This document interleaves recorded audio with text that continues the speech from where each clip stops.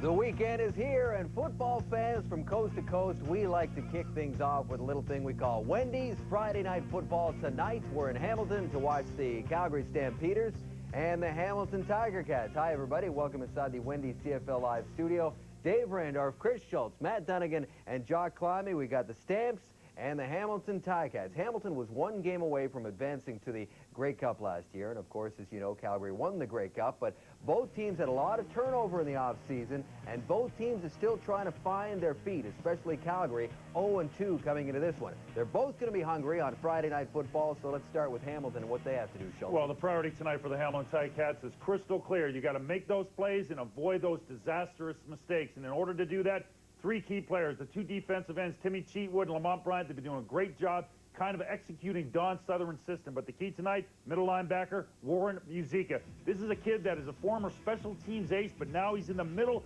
of everything. He's out of University of Saskatchewan, born in Calgary, and he's got to show up tonight. He has to make some great diagnostic decisions in terms of play-action pass, and he's got to be physical, because that offensive line for Calgary is pretty darn good, Matty. Diagnostic. Diagnostic I love that, Schultz. Between you and Climbey, I don't know where to go. Talking to Wally today, Wally said another big thing for their football team, Chris, you mentioned for Hamilton, is plays. They got to stop the big play defensively, and offensively, they got to start making some plays. Wally Buono was very candid in saying that his team, and this is a light number now, has put the ball or dropped the ball 10 times.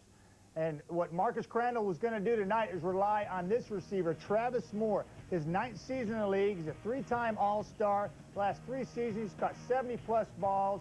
He's a playmaker. And I'm Marcus Crandall. I'm hunting this guy up all night long, Chuck. Well, those receivers have got to contend with a very solid secondary in Hamilton, led by Rob Hitchcock in the middle, who's already had a dominating presence this year. He loves to play aggressively, and we saw him against Winnipeg absolutely destroy a receiver over the middle.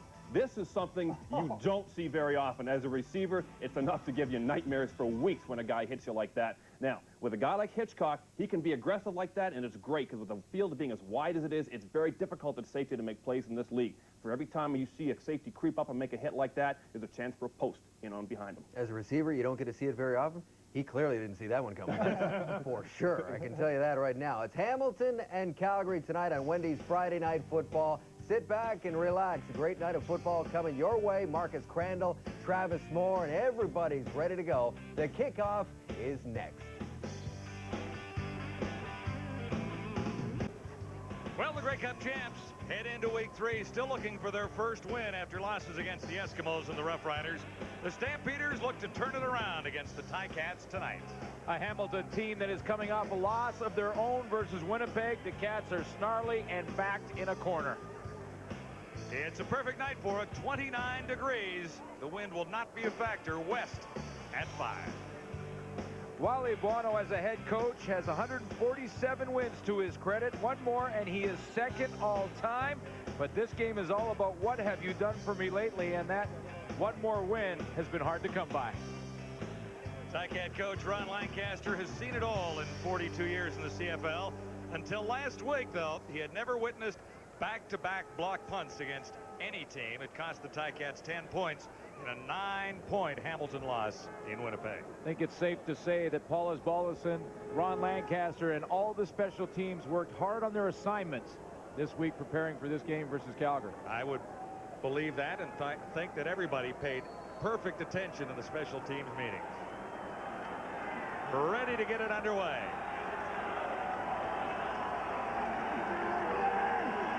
Roman Adams, Kelvin Anderson deep for the Calgary Stampeders. And this is the rookie. Oh, Roman Adams. They're hitting already. At the 30-yard line. 15 on the return, and we're underway at Ivor Wynn. Grey Cup MVP Marcus Crandall is still looking to regain his form from last season. Crandall is 0 for 2 in 2002 as the Stampeders search for their first victory here tonight. 4 touchdown tosses already, however. His counterpart, Danny McManus, is looking for his first.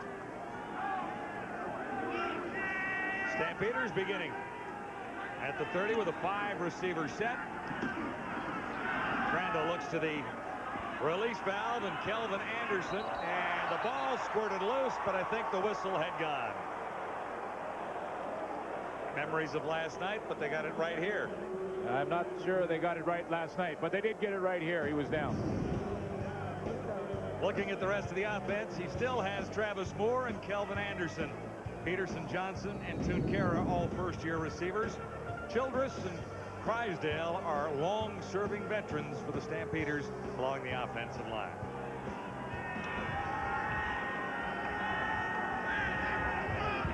Ten yards the gain, enough for a first down. Kelvin Anderson.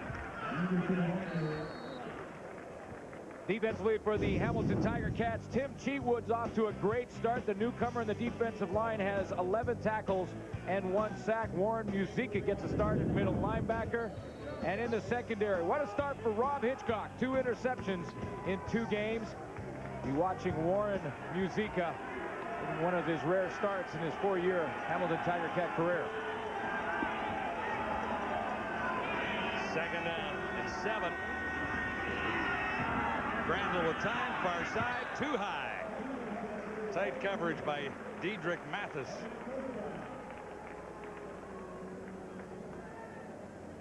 Warren Musica steps up to take the crossing route, number 27, right in front of Marcus Crandall, so he has to look to the outside, and then the timing is a little bit off for Crandall, and he has to just throw that one up and out of bounds. Musica took that short throw. Duncan O'Mahony, nice average, 46.5. Standing back at his 30. Stephen Fisher, Mace Freeman. Deep for the Tiger Cats. This is a beauty. A little trouble on the return. Look out. Freeman has some room to get around the near side. Needs a block there. Won't get one. Cut from behind. Still out to the 42-yard line with a 28-yard return for Mace Freeman. Newcomer Brian Nugent led the tacklers for the Stampeders. Picket fence set up right along the right-hand side. Freeman finally gets the handle, and then he comes along. Watch the picket fence. One block there, another block right there. Ticats are pretty sharp on special teams early in this football game. No surprise there, is it? Not really.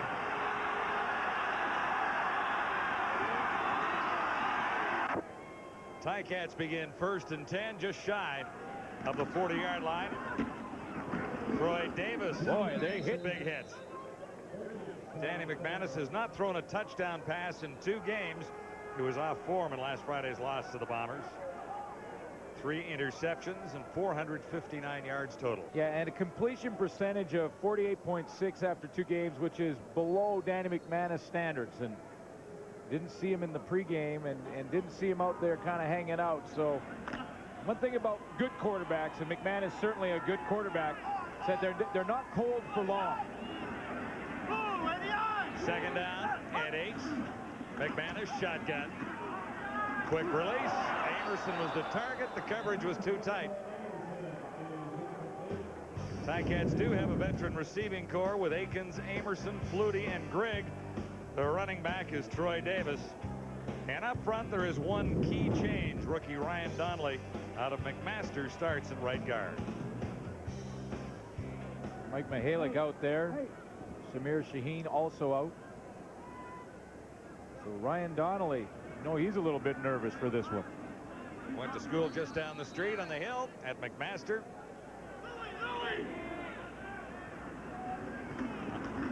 Osbaldiston.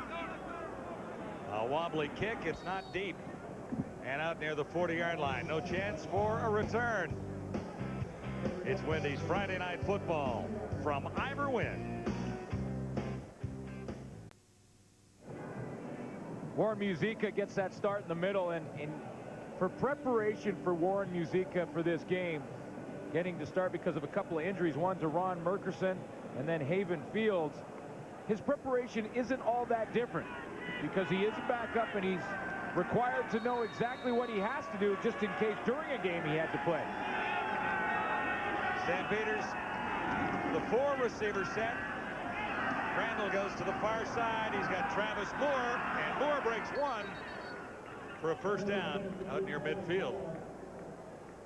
Hasn't been a particularly sharp start for Travis Moore when you look at the numbers he's accustomed to getting. 7 catches for 103 yards coming in. Yeah, and last year when he had 1,298 yards and 76 catches and 6 touchdowns, and that's the type of season that Travis Moore is accustomed to. You know, 7 catches is not too bad, but he's pretty good after he catches the ball with those yards after catch. Another Stampeder first down. Anderson is cut down, and that's Warren Musica. Lancaster is really high on this kid. Well, and he's pretty excited to play it, and this is really a run blitz for Warren Musica, who's just going to go up into the line of scrimmage on the snap of the ball. If that's not a running play from Calgary, he continues on and goes after Marcus Crandall. Ends up being a running play, and he is right in the hole.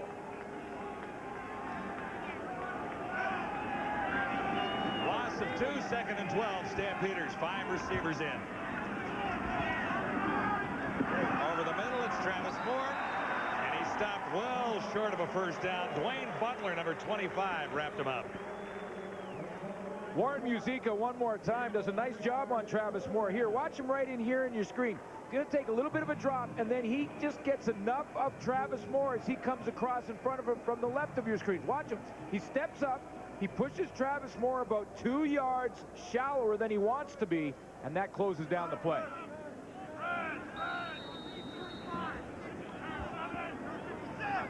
O'Mani, a 56-yarder the first time.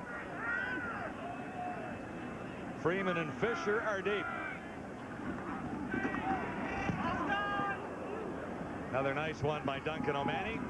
Oh, this is Fisher, had trouble with it, lost the ball. Stampeders look for it in the end zone. Still loose. Still loose. And now the Stampeders get the touchdown as a result. It's Greg Freres coming up with a loose ball. How many guys had a chance at that? Well, there were 24 on the field. I think all of them had a shot at it. 12 per side. More special teams problems for Ron Lancaster. You know, I thought watching the first couple of special teams plays from the Ticats that they were ready to go. That opening kickoff looked sharp. The one return by Freeman looked good. But this fumble, and it looked like that ball may have been right in the sun. Well, the rookie Steve Fisher couldn't find it, and Greg Freres finally did in the end zone, and that'll get the Stampeders off to a roaring start.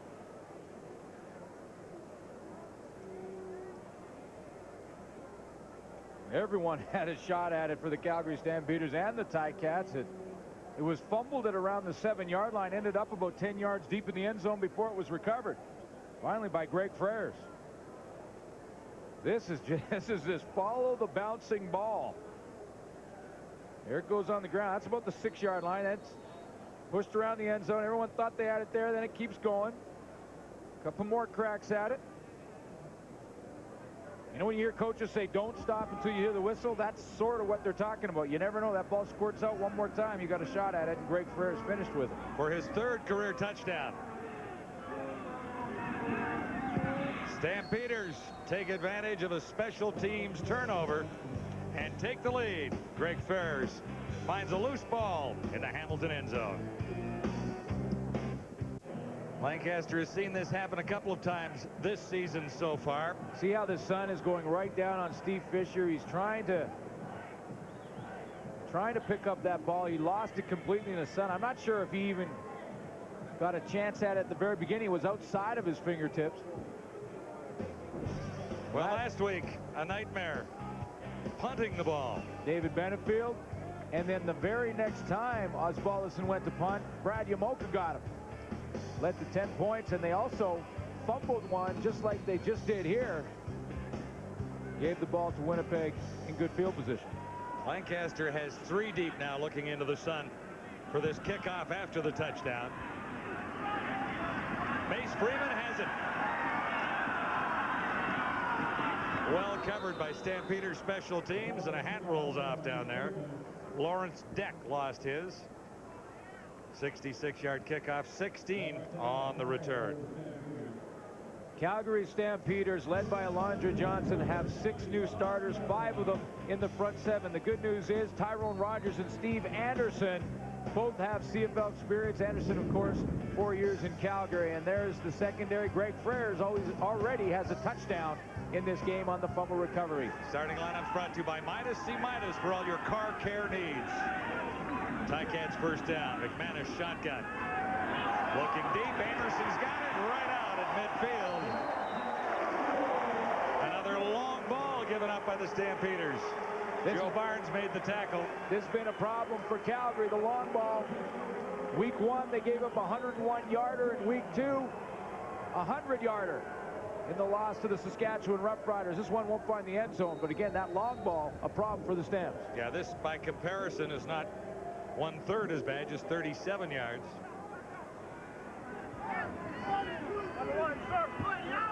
But it gets the Tiger Cats a little momentum after giving up the first touchdown of the game. Davis, nice hole for Troy Davis inside the 30.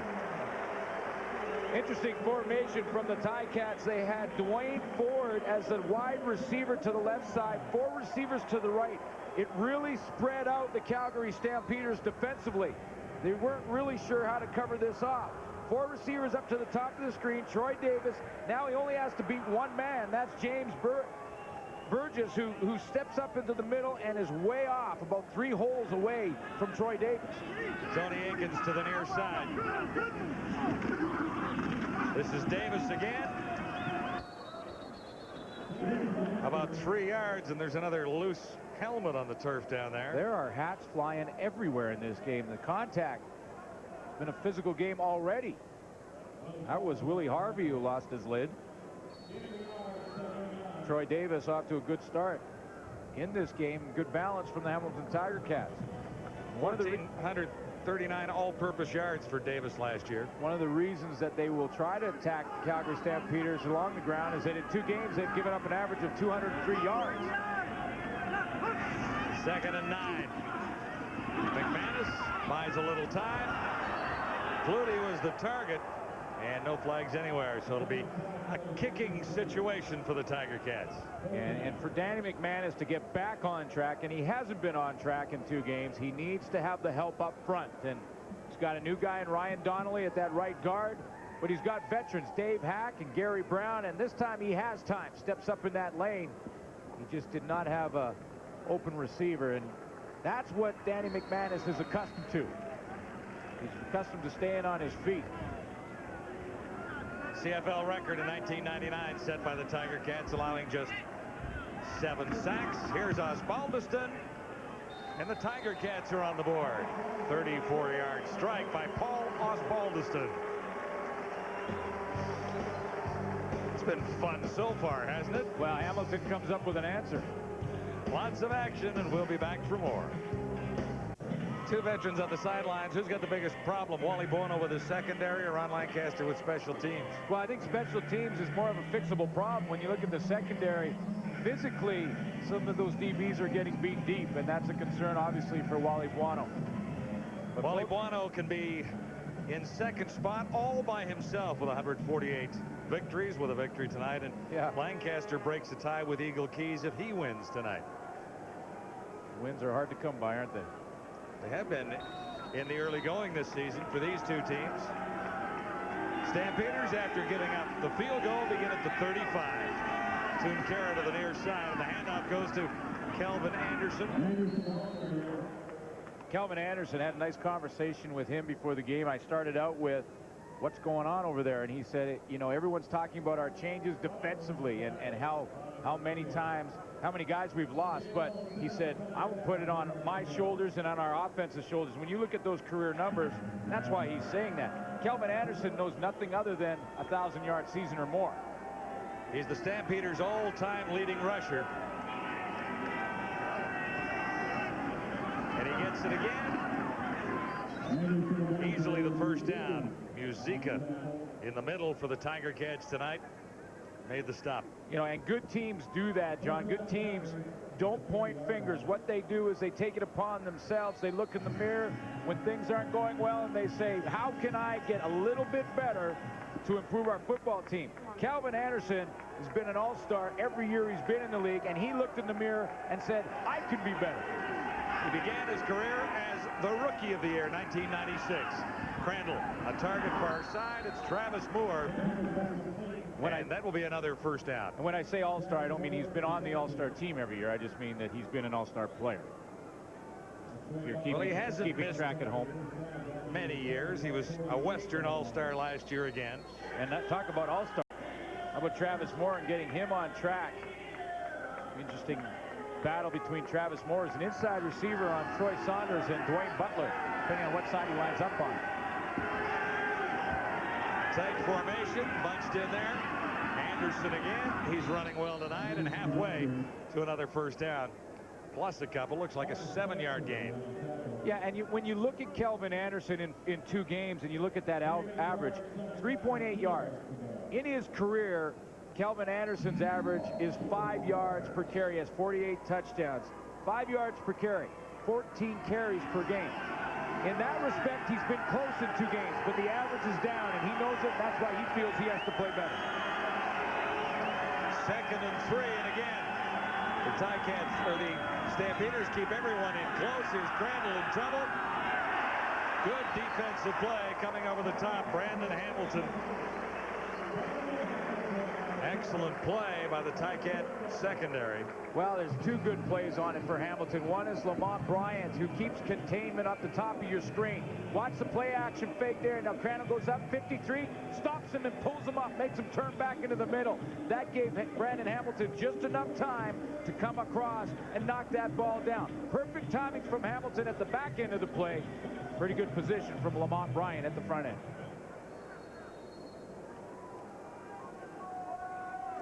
A little bit of a breeze behind Mark McLaughlin as he gets set for his first field goal attempt tonight.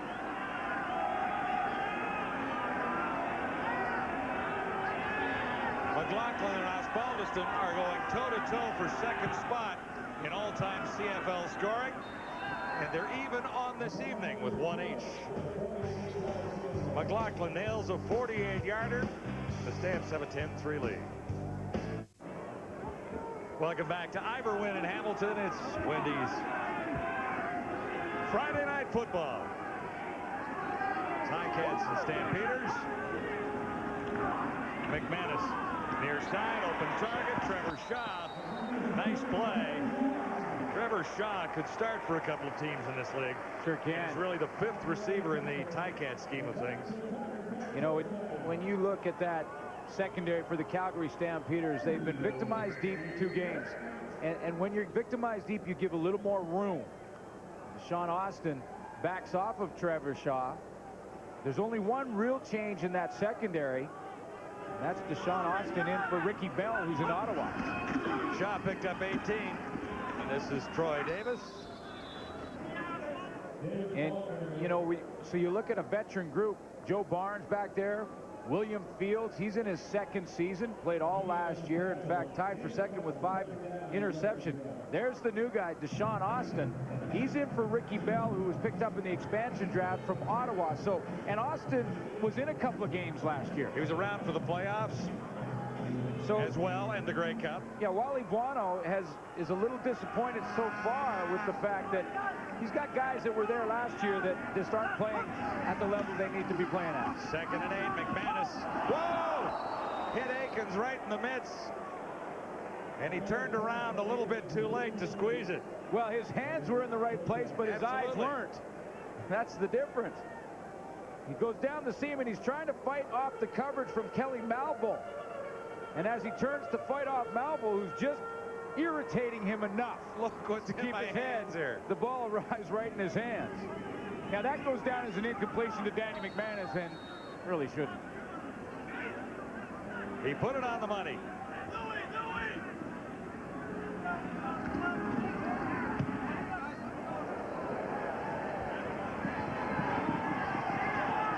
The rookie Adams returning for the Stampeders. Out across the 20, stopped at the 22. John, 2 plays ago, 14-year veteran Alondra Johnson recorded a tackle, and it's a special tackle for Alondra Johnson. Here he was, a couple plays ago, stepped up in the pocket like he's done for 14 years. One of the best in the game from tackle to tackle. That's number 1,000 for Alondra Johnson. Strong words about his team prior to the game and what had to be done to turn things around, but that spot over 1,000 tackles leaves him in second place all time, and coming into this game tonight he was 242 behind the great Willie Pless. Oh boy, they hit. Whoa! Kelvin Anderson took a huge hit down there.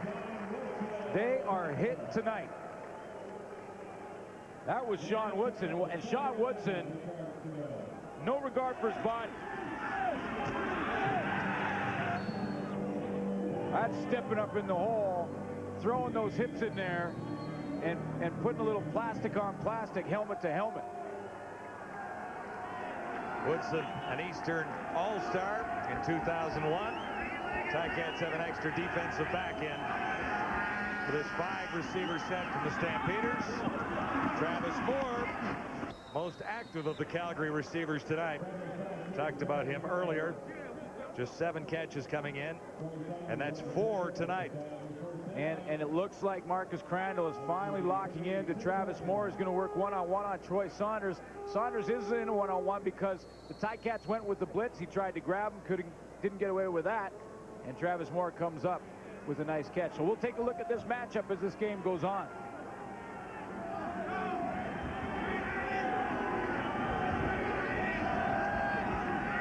First down for Calgary after an 11-yard gain for Moore. Crandall steps up and had to fire that one into the turf. You know, and sometimes Travis Moore will play on the side of Troy Saunders. Sometimes he'll flop over to the wide side and play on Dwayne Butler where he is there. And see that nice move to the inside? That's a great shake. And then find the open area. And his quarterback was under too much pressure. So if he's on the wide side, it's Dwayne Butler. If he's on the short side, it's Troy Saunders. 2nd and 10. Calgary. Stampeder 36. More pressure on Crandall, and he had to fire that one away as well. Fitzpatrick and McField. This time, we talk about that matchup, John, between Dwayne Butler, Troy Saunders. It starts out with Butler on Travis Moore. See, now he drops him off to Troy Saunders. So sometimes Travis Moore is not dealing with just a one-on-one situation. Sometimes he has to deal with both Butler and Saunders. Pretty good coverage. O'Malley is in. Freeman and Fisher deep for the Tiger Cats around the Hamilton 30.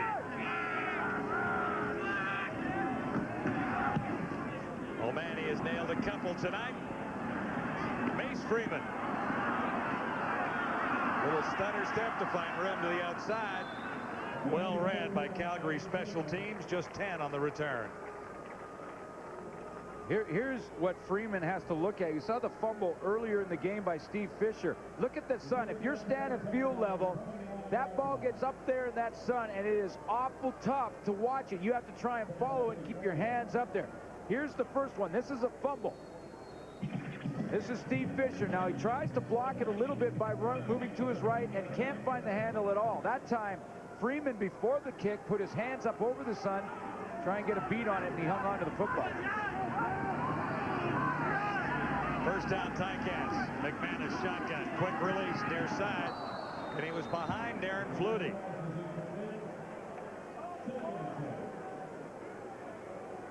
Would sun be a factor for McManus there? Well, it's tough if your receiver is right in the line of the sun. It's more difficult for the receivers coming back the other way. In other words, the Calgary receivers who have to go down the field, turn back, and look into that sun, especially on a long ball when it gets up, hangs in the sun, and then drops out of there. So the Hamilton receivers will deal with it after this play if they get a first down. Into the next quarter, in other words. McManus, far side. Andrew Gregg makes the catch, and he's inbounds. I like the way this guy plays the game. Number 89, Andrew Gregg, finally over 1,000 yards in receiving in one season last year. Big catch keeps the drive alive. It's Wendy's Friday Night Football, and quarter one is complete at Ivor Wind in Hamilton.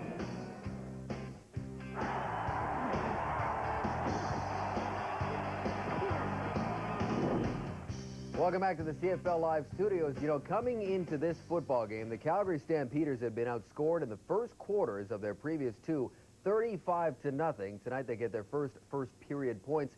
Kind of a gift from the special teams, Jock. Well, kind of a gift from the sun. I mean, I played with that, and it's very low on the horizon in Hamilton. It's really only an issue in the first quarter. And here we see the first punt of the game, and in fact, Mace Freeman fumbles this punt. Luckily for him, he recovers. Now we see Mace looking under the sun, trying to shield his eyes. You can tell it was an issue. Sure enough, up goes the punt, and Stephen Fisher fumbles it this time, but this one cost him a touchdown as opposed to the other one, which actually resulted in a big gain. Now, the key to catching footballs in the sun is staring through the sun, having confidence that eventually it's going to come out of the sun. The problem is when the sun's low on the horizon, that you can see the ball clearly when it's high, that then it comes into the sun when it starts to drop low. Well, let me talk about, don't do that to me, let me talk about some of the positives with the Hamilton Ticats. Timmy Cheatwood, watch him on the backside of this play. The slot back Johnson does a very poor job of trying to cut him off. So Cheatwood says, well, fine, if you're not going to make the effort to block me, I'm going to go tackle your running back. Then the other kid, Warren Musica, he's got a lot of pressure on him tonight. He slices through the offensive line, makes another hit, a negative hit on the opposite side of the line of scrimmage. Both those guys are doing good. The next guy, Ryan Donnelly's doing a pretty admirable job in the first quarter. Here's the issue, though. In the first quarter, your adrenaline and your energy is just flying. We'll see how they develop as this game goes on, Matty. Chris, I'm watching the offense of the Calgary Stampeders and how Marcus Crandall is setting things up, and I think he's doing a beautiful job of being patient, relying on the entire team, all facets of the game to take place. I look at what Marcus is doing. He's finding his go-to receiver, Travis Moore. Already in the first quarter, he's hit him 4 times. This is a good sign for the Stampeders to get that offense going. They wanted to get a good start tonight in the first quarter, and they have it on the road with a 10-3 lead. Let's send you back to Ivor Wynne Stadium for second quarter action. John and Glenn. And Dave, a perfect night for it here at Ivor Wynne. Stampeders have a 7-point lead, and here's part of the reason why. Perfect night unless you're a punt returner. That one turnover, the big difference, of course, led to the touchdown. The punt returners would like this sun to just drop down below the horizon. Stampeders dominating time of possession. McManus for the Tiger Cats has that one batted down at the line. So it'll be 2nd and 10. The only defensive lineman returning from last year's Grey Cup team for the Calgary Stampeders, Jeff Traversy, got his hands on that ball. And you talk about the young guys up there, Willie Harvey, Melvin Bradley. There's Traversy right in the middle of your screen. Get his big mid up there and knock it down. Those young guys in 2 games never really had a veteran like Traversy, who hasn't had a lot of playing time, to turn to the guy and say, hey, what did I do wrong? While they're on the field. The coaches can coach them up, but they haven't had that opportunity without the veterans beside them.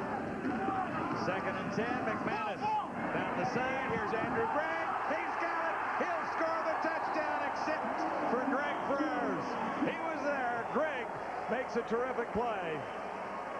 Well, great concentration to hang on to that football. Deshaun Austin gambled at it. He was trying to pick up the play and trying to pick up the interception. Uh-oh, back at the line. And again, that's unlikely a factor for Deshaun Austin, who lost the football. It bounced in Greg's hands. Major foul. Face mask. Hamilton 68. Repeat 2nd down. Oh, my gosh. Well, that's a biggie. Face masking call. Dave Hack, you go from knocking on the doorstep inside the 10-yard line to your own end of the field. Net loss, Glenn, 63 yards. There's Dave Hack right off the edge, and let's just take a look. Him working on Melvin Bradley, and he's got his left hand way up in the face mask of Bradley. You can tell by the way his head is cranked all the way back. 2nd and 25. Let's see how McManus can recover here. He's got Davis, but he's wrapped up. And a loss of 63 yards is hard to swallow. You don't see a face masking call against an offensive lineman all that often. He must have been up under.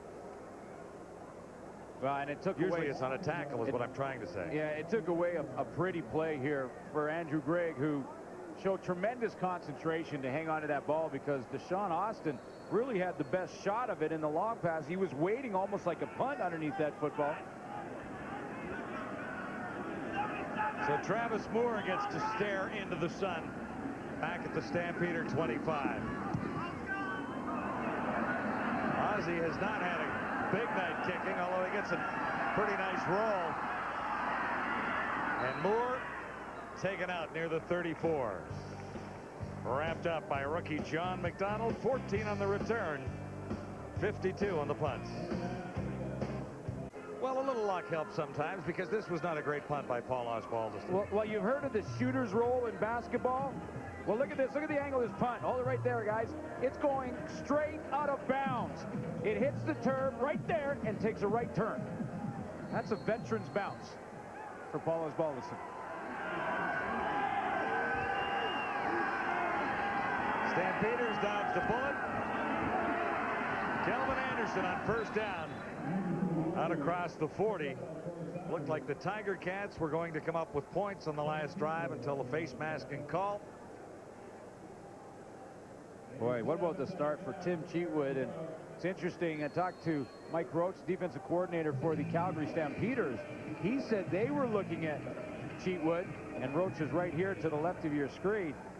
Mike Roach was looking at Cheatwood. They didn't sign him in time. He ended up with Hamilton, and it's off to a great start with a sack and 11 tackles in 2 weeks. 2nd and 3. Kelvin Anderson won't get there. You know, it's amazing, these free agent camps that teams run, and it's usually now because of economics by invitation only, where they'll go down to California or they'll go to Texas and they'll have a whole bunch of players. Sometimes 100, 150 players will show up, and out of that, they do 5 or 6 of them throughout the offseason, and out of that, they maybe get 4 players in training camp. What a find Tim Cheatwood has been when you consider he is replacing Big Joe Mumford. Cheatwood spent time in the XFL, and Lancaster was saying yesterday, you know, the XFL wasn't that bad a deal in a lot of ways for Canadian Football League teams, because a lot of talent was uncovered as a result of the XFL, and he's found 2 or 3 guys, including Lamont Bryant. No question, and that's exactly, that was maybe the only positive thing about U.S. expansion in the Canadian Football League, was that it for a few years trained football players that grew up in the States to play our game. And guys got experience in the XFL, found homes elsewhere, not only here, but across the pond in NFL Europe. Well, so did coaches. And coaches did as well.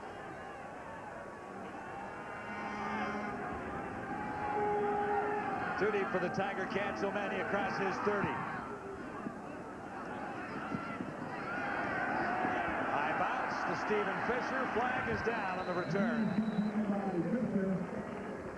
That'll be no yards. So a tough beginning to the night for Steve Fisher. The fumble cost the Tiger Cats 7 points. But he can see the ball now. Going the other way. Lots more ahead from Hamilton. It's a perfect night for football if you're in shorts and a t-shirt. Down on the sidelines, here's David Amber. Yeah, John, I'm not sure if it's perfect if you're in football equipment. At kickoff, it was 40 degrees Celsius. It's cooled off, but remember, it's past 8 o'clock local time here in Hamilton. 2 weeks ago, when Hamilton had their home opener against BC, a number of players left the game with heat-related problems. Something to keep your eye on, the fatigue that could play a role in this game, guys. Thanks, David. Here's McManus rolling right. And Dwayne Ford makes the catch out near the 51. It's a good point that is made there with the heat. And when you look at that defensive line for the Calgary Stampeders, Willie Harvey, a rookie, Melvin Bradley, a rookie at 270 pounds and 285 respectively. Those are 2 guys that the heat can affect in a big way. Well, and how about Tyrone Rogers up there as well, and Steve Anderson both getting into action for the first time.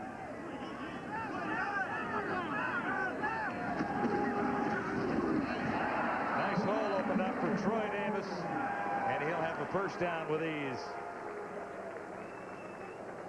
And now Willie Harvey can look to his right or left, depending on where Steve Anderson is lined up, and say, hey, how do I adjust what just happened? That was a first down, and he'll look to Steve Anderson, and Anderson will confidently look in his eyes, say, hey, you just fill that gap, you do it as quickly as you possibly can, and we've got a chance. And that's the experience that both Tyrone Rogers and Steve Anderson will bring to that huddle.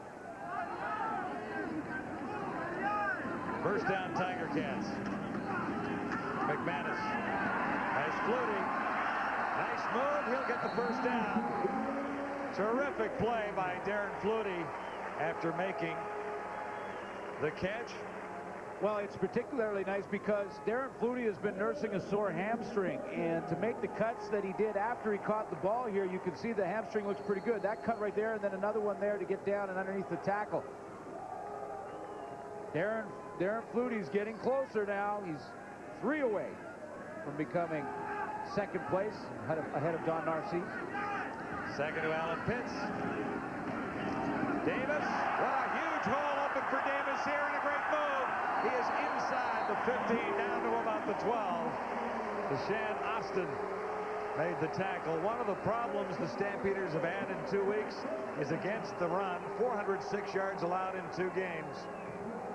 Steve Ed, look at the hole that is opened up right here at the point of attack. Great blocking up front. Paul Lambert was the key at center position, and Ryan Donnelly, the newcomer, and Troy Davis hits it in a hurry.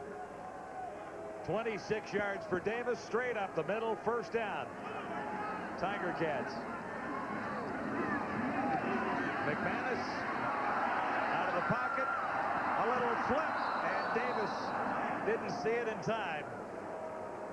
McManus trying to go a jump pass. Well, it was the alley-oop, but Troy Davis really doesn't want any part of the oop, because the oop was going to be an oops, because Troy Davis was going to get smacked. The alley is okay. The alley's all right. That's a little alley right there, and McManus had no choice. He either does that or he takes the loss. At the other end, though, Troy Davis has to kind of wait for this to come down. Here comes the alley, and here comes the oop, and he goes, whoa. Willie Fells was going to make it a oops. You're right about that. It'll be 2nd and 10. Ticats at the Stampeder 12. McManus to the corner, and he missed. Troy Davis was the intended target. McManus' frustration is starting to show a little bit, and he has really not got off to the start of the season that we're accustomed to, and maybe one of the reasons was that Troy Davis down in the goal line is not normally Danny McManus's primary target in this situation. In the past, he has looked to number 82 as quickly as he can. Troy Davis is a great running back out of the backfield. As a receiver, Darren Flutie's been his go-to guy. Paul Osbaldiston. Greg has it down. Ozzie has it up. And he's 2 for 2 tonight. Ticats creep a little closer, but the Stampeders are still on top by 4.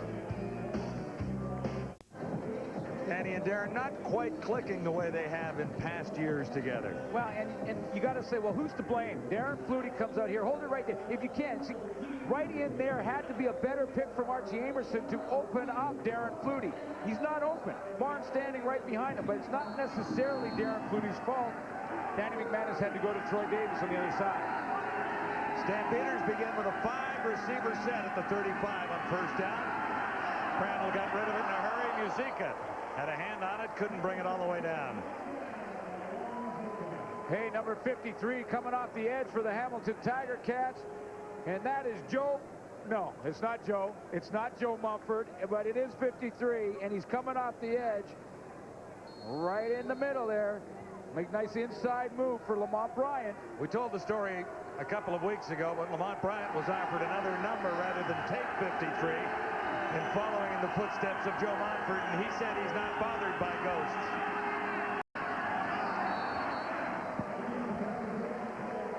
Two and out for the Stampeders. Well, this time Lamont was there.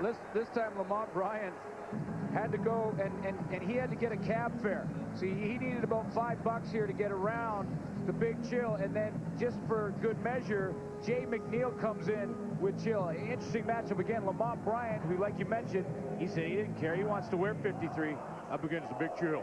Talks kind of like this, but about eight octaves lower. No, he's way deep. He's way down. He's Barry White deep. 2 and out for the Stampeders on back-to-back series. Here's O'Malley.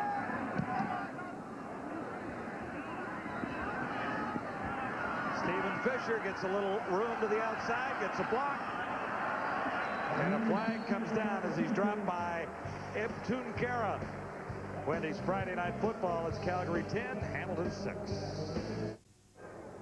Hold against the Tiger Cats, Mark Verbeek on the return, so the Ticats are way back. near the 30-yard line. And I think Danny McManus is getting a little ticked off. Troy Davis.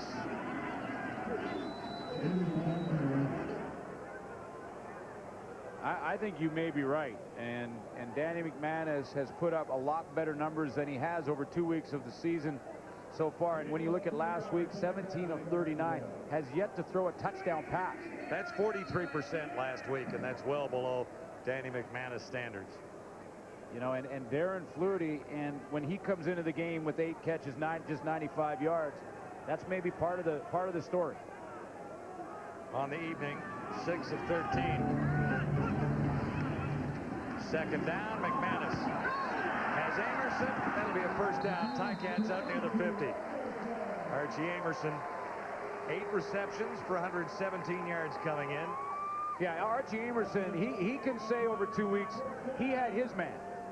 You know, and I'm not saying that as if he's a defender. I'm saying it because he could look in the mirror and say, yeah, I feel pretty confident I can sign my name at the bottom of 2 games. Archie Amerson, pretty good week 1 versus BC. 5 catches, almost 100 yards.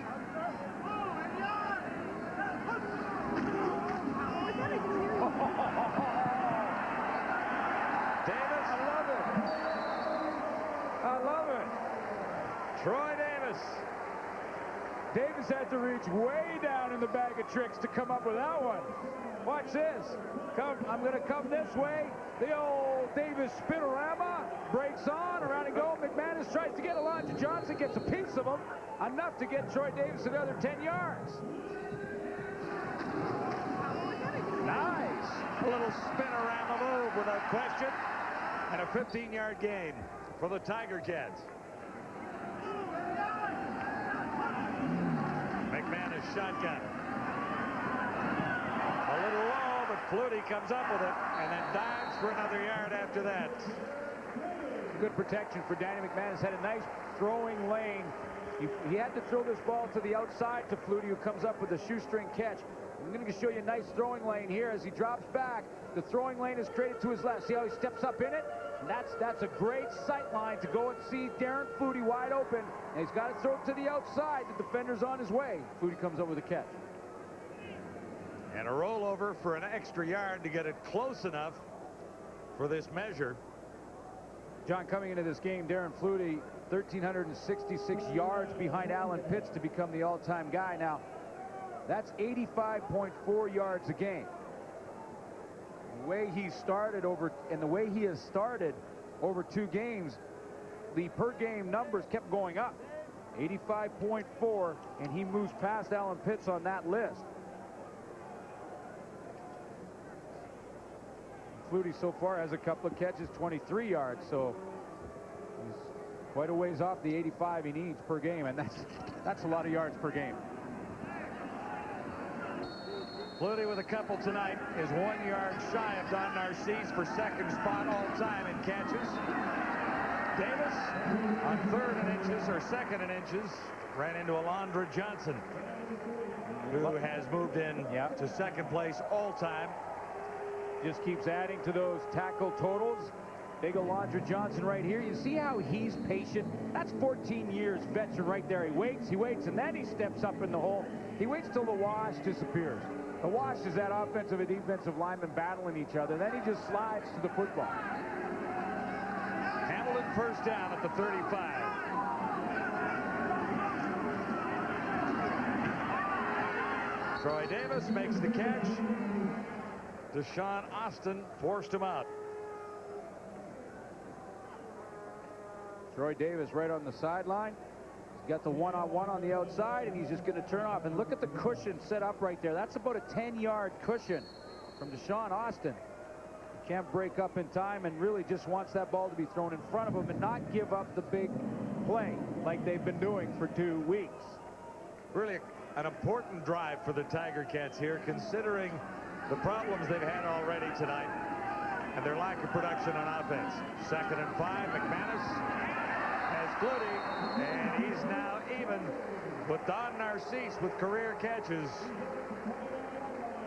Tied for 2nd spots behind Alan Pitts all time. Darren Flutie uses motion nicely here. He's going to come out to the right. Now, see him go in motion there to the left of your screen to the number 30? That got Kelly Malvo in a bad angle. Kelly Malvo had to fight through a pick to try and get to Flutie. That's Flutie using his veteran savvy and using motion in Canadian Football League to get himself a little space. 919 career catches for Darren Flutie. Another couple of yards for Troy Davis. He ran into Steve Anderson. Now, this is the area of the field that over the years, whether they've been Ticats or BC Lions or wherever they've been, Danny McManus and Darren Flutie have gone. That's been the combination down here.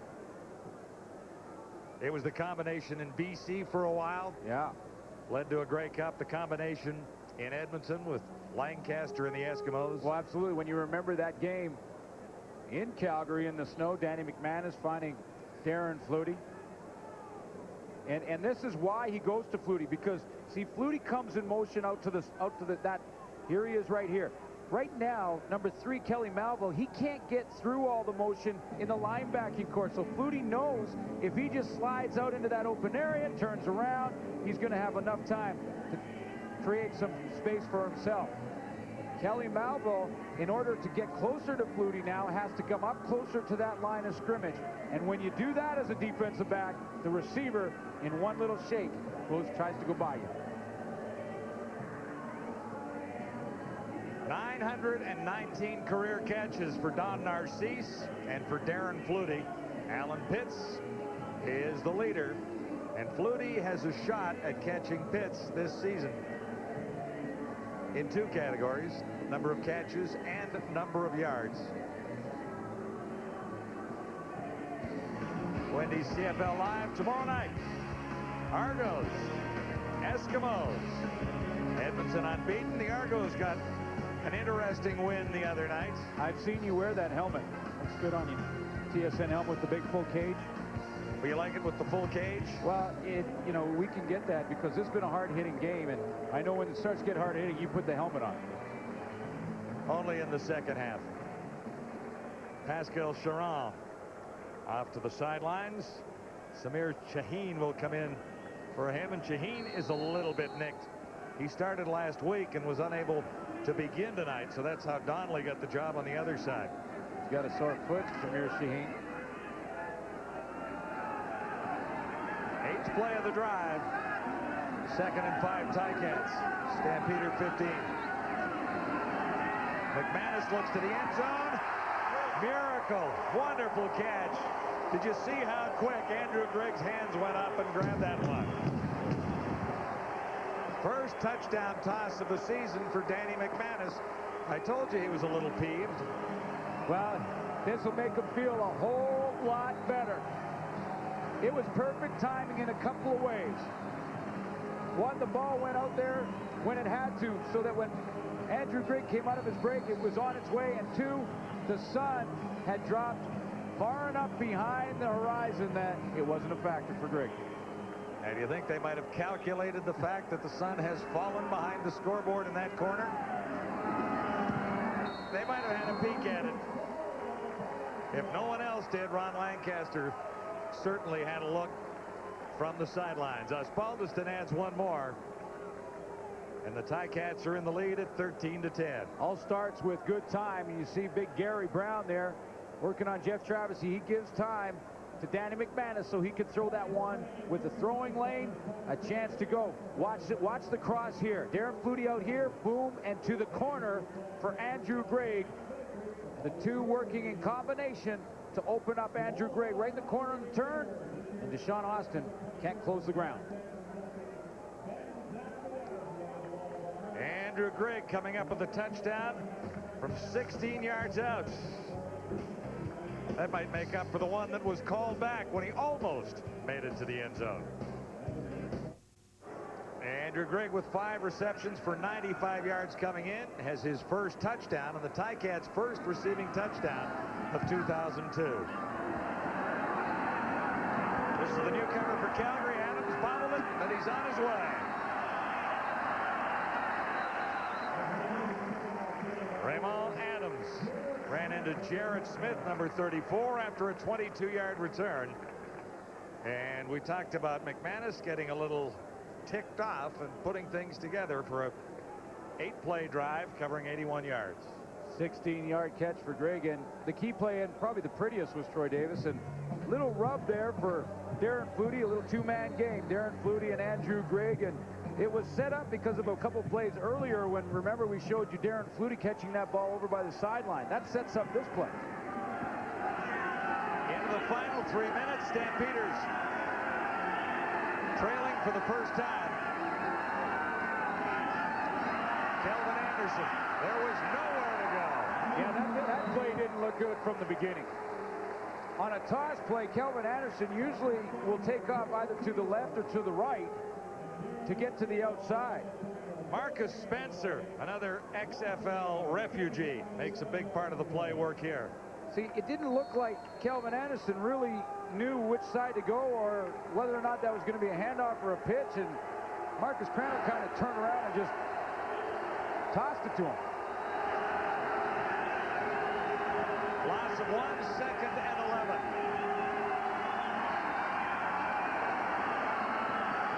Crandall in trouble again, and he one-hopped that one. It was Marcus Spencer covering again, so another 2 and out for the Stampeders. That's 3 times in a row. John, it doesn't take long to start to get a reputation in the Canadian Football League. They watch the films too. Watch the attention Tim Cheatwood is going to get trying to rush the passer. The double team there, Scott Dybert helping out on Jamie Crysdale.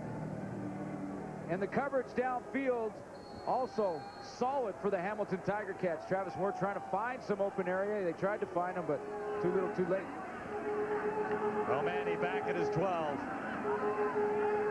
Punting again. Ticats have all kinds of time here and will get decent field position even without a return.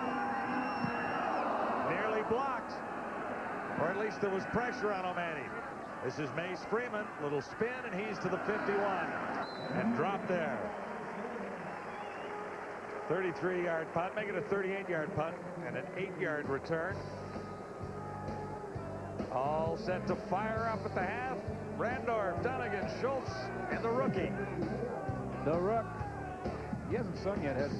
No, he hasn't had to sing. That was almost blocked there. Dwayne Butler coming in, and Duncan O'Mani is not lined up as deep as most punters do. They're usually at 15 yards, and he's at about 12 and a half. And every inch when it comes to getting after a punt is important. So with 2:17 to go, McManus has a hot hand right now. Good place to begin. And his favorite target, Darren Flutie, who is now 2nd all-time in career receptions in the CFL with 920, passing Don Narcisse. You see the smile from Danny McManus. You almost know McManus also had those numbers in the back of his mind. Darren Flutie takes over 2nd spot. And Alan Pitts in his sights.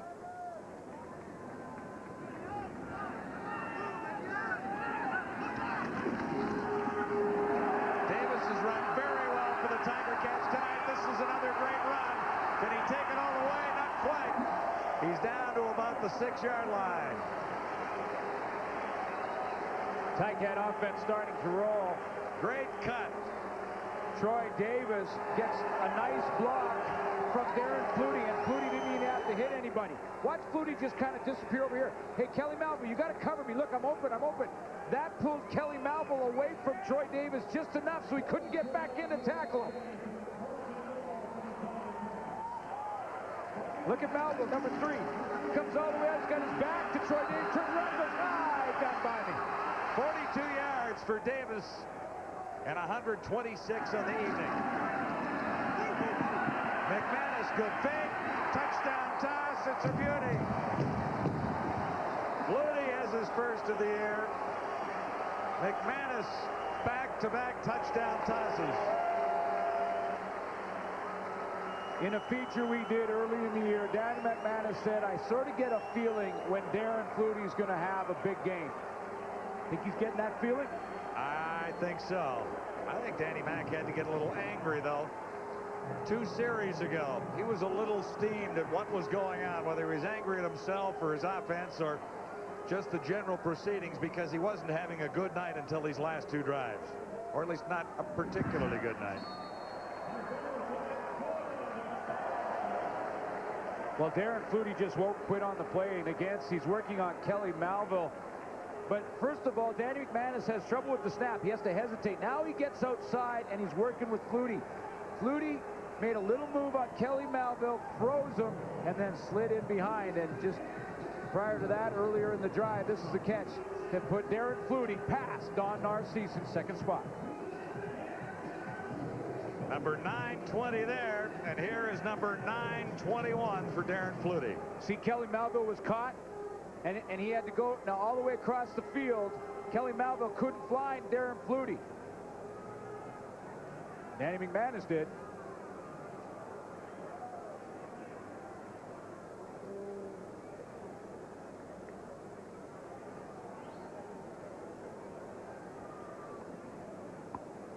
And that's likely why Danny McManus hesitated getting that ball out, because I think he saw Darren Flutie open, tried to get it out of there in a hurry to throw it hot to him. He juggled it for a second, and Flutie kept working to find an open spot. Bit of a bootleg for McManus on the play as he headed around the left side, and then spotted Flutie. Raymond Adams.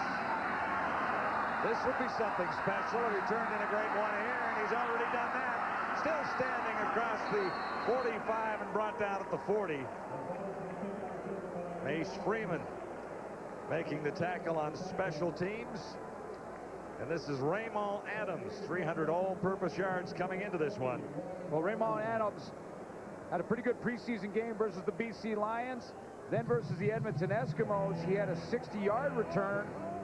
So they think this guy's going to be special. He also can run the ball to the backfield should something happen to Kelvin Anderson.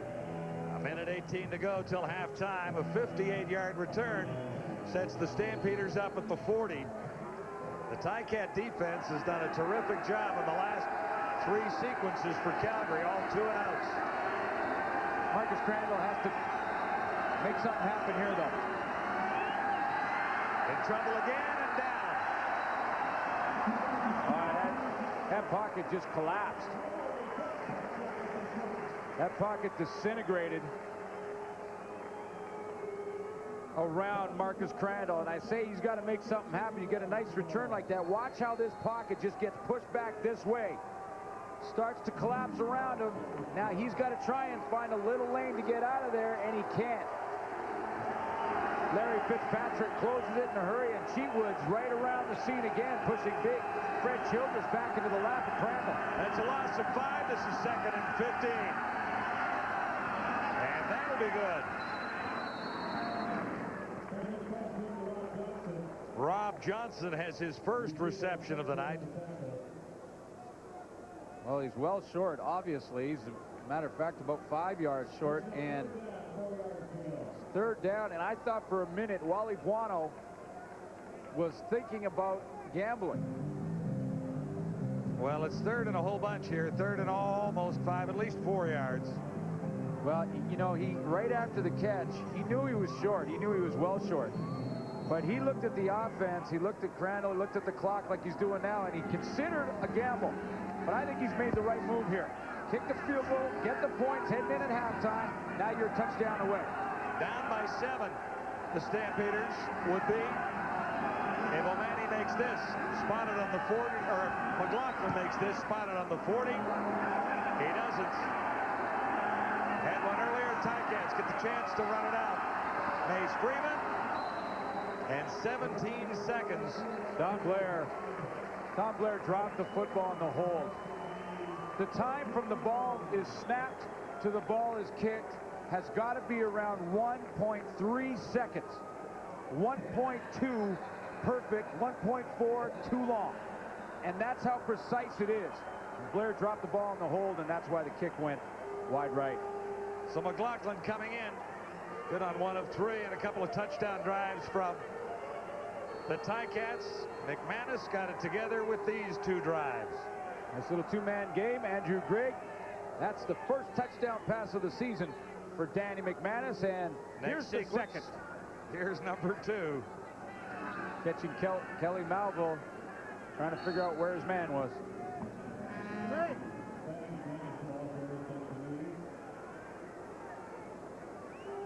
14 seconds left. Danny Max looks like he's back on track, and one of the reasons is Darren Flutie's back involved. Who writes your stuff? Does everything have to rhyme? No, it doesn't. Okay. Actually, that was an accident. But for the Calgary Stampeders now, again, 2 concerns, big concern. Giving up too many yards on the ground again to Troy Davis. He's got to get his defensive line a little more disciplined, Wally Buono. And again, that secondary has got to lock down Darren Flutie. One thing is, they're hitting. And it started very early in this evening in Hamilton. Stampeders are down by 10. No shortage of effort from either side, however. Heads up.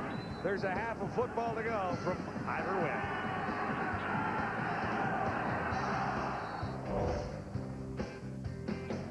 At the half, brought to you by Wendy's. Wendy's Bacon Mushroom Melt is back for a limited time. Wendy's, it's better here.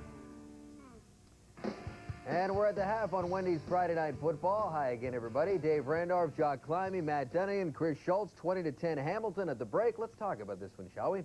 Calgary continues to struggle horribly with their offense. Hamilton's got it going a little bit. Troy Davis is having a monster of a night, over 121 yards rushing already. Danny McManus finally gets his first touchdown pass, Jock. How about Danny Mac tonight? Oh, he's played very solidly. You know, at the top of the show, I talked about how Danny is determined to get rid of that ball as quickly as he can. Out of 20 attempts tonight, I've been keeping track. Only 4 times did he hang on to that ball longer than a 1 count. Now, we saw a play earlier in the game where Tony Akins, who's played long enough in Hamilton to know how Danny McManus works, he's got to know better. He's running what's called a ladder route. He's coming all the way across the field. Danny McManus, as we talked about, wants to get rid of that ball as quickly as he can. Akins, unfortunately, sticks his man up and looks too late. He's got to know that Danny McManus is not going to hold on to the ball near long enough to allow him to run a ladder route like that. He needs to get across the field a little quicker if he hopes to make that catch. And that's because Akins is not familiar with what McManus does and how he plays football. But let me show you a young man that is getting very familiar in terms of playing the right guard position in the Canadian Football League, and that's Ryan Donnelly. Watch on this play as he works very effectively with David Hack, the right tackle, to bust a run open and get Troy Davis some of that 121 yards. The coordination between these two players is absolutely perfect. You see Donnelly get the inside shoulder, move up to the linebacker level. David Hack takes it over, and then it's the acceleration of Troy Davis that makes the difference in that play. It's always a two-phase whenever you bust a big run. That one single decision by the running back and getting that body on a body effectively from that offensive line, especially that right side. Yeah, Danny's got all his weapons working, and the Calgary Stampeders are going to need a collective effort out of that defense to corral this Hamilton offense here in the second half. We saw in the first half, and a perfect example of what I'm talking about. Now, this is a 2nd and 25 situation, and you watch what happens here. The defensive line, these guys right here are going to get after Danny, but they've got something in the back of their mind. Hey, it's 2nd and 25. We got to get to the quarterback. Whoa, wait a minute. We got to rally the football. It's a screen. And look at the team effort here by the Stampeders, getting around the football. This is the type of effort they're going to need in the second half in order to derail Danny McManus in that offense right now. Darren Flutie has one of the touchdowns for Hamilton. By the way, all these retirement stories about Darren Flutie, a little premature. He says, I don't think I'm necessarily going to call it quits at the end of this season. I knew it. He could play up to 4 more years. He looks great. Why call it quits as he chases Alan Pitts for the all-time mark? And here is how he works with Danny Mac. Danny, I am open. I'm going to go to the inside. You put it in there. That's exactly what happened. It's 20-10 Hamilton. Welcome back to Wednesday Night Football. Joining us live via satellite all the way from Hamilton, Glenn Suter. Glenn, we've been talking a lot about Hamilton here already. Let's talk a little bit about the defending Grey Cup champion Calgary Stampeders. What's wrong? Well, what's wrong is they've got to fill a lot of holes. They have 10 starters that they had to replace in the offseason, and that defense is showing at 126 yards. Coming into this game, guys, they were giving up 203 yards per game along the ground, and Chris Schultz, Matt Dunnigan, those guys offensively will tell you how important a ground game is for an offense. As a defensive guy, I'm telling you, it makes it a long night for the defensive backs and linebackers. Okay, Glenn, let me put you in a different situation. You know, the GM of the Calgary Stampeders. How much patience do you have with the present personnel? Because this is a catch-22. Because here's the thing. You keep the guys you have and kind of roll the dice that they're going to improve and play better, or do you start replacing bodies? And you know what's coming up, that mid-area, that late area in August. Yeah, I agree with you, Chris. I mean, I think you got to be a little bit more patient, though, because Wally Buono has just acquired Steve Anderson and Tyrone Rogers on that defensive line. Now, they're playing in their first game, and you got to think that Rogers, the fatigue factor is starting to kick in already in just this first half of football. He hasn't played for a while. He didn't play the full season last year in Toronto, so that's got to be hurting him. But he's got to give those guys time to use their experience to help that defense become better. I think they're going to make plays in the secondary. They've got off to a slow start, but patience is the key for Wally Buono now, if you're asking me. Suits, we'll let you go now. I know this is a valuable time to go grab a pop and everything like that. So speaking of that, guys, it always amazes me how quickly you can get those Wendy's burgers off the table before it starts at halftime. Yeah, well, is that all we do here? And the golden beverages out, yeah. Eat the burgers. Matty, what about the second half? What do you see? Well, I agree with what Glenn's saying about what Wally's got to do. He's got to stay patient with his team. They're still in a learning mode here, but if I'm Hamilton, I continue with what's working. I continue to pound the ball to Troy Davis, and that opens up your entire arsenal, and you see what Danny McManus is doing.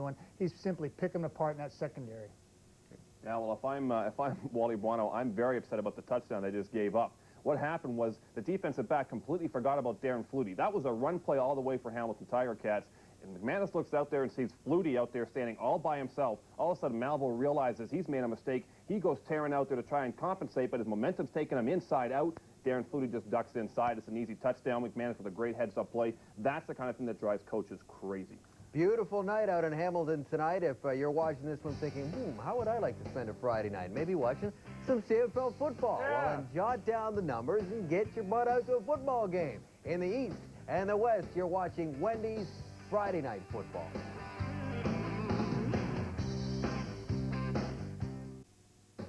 Halftime stats are brought to you by Moore's Clothing for Men. Well-made, well-priced, well-dressed. Hey, look at that. 302 net yards by the Hamilton Ticats. They do that again. That's 604 yards, 1 turnover. In reality, this game should be 20-3 Calgary, or for Hamilton. Thank you, Chris Schultz. Thank you. Here's Ron Lancaster talking with David Amber. Coach, a couple of quick things. First of all, I guess it was just a matter of time before Danny McManus did what he was expected to do. Yeah, we don't worry about that. You know, I've been around Danny a long time, and I don't ever have any problems with him. He just gets ready and plays football, and things will turn around always. You talk about turning things around. What about your special teams? Once again, some problems. You know what? We're killing ourselves, you know. You just got to keep working. You know, it's not a brain surgery thing. You know, it's just get your rear end down there and get the job done. Coach, you have the lead. Good luck in the second half. Okay, thanks. I'll tell you what, number 32 has been getting the job done. We showed you a feature on him in the pregame show, and he is living large tonight. Troy Davis with a big night in Hamilton.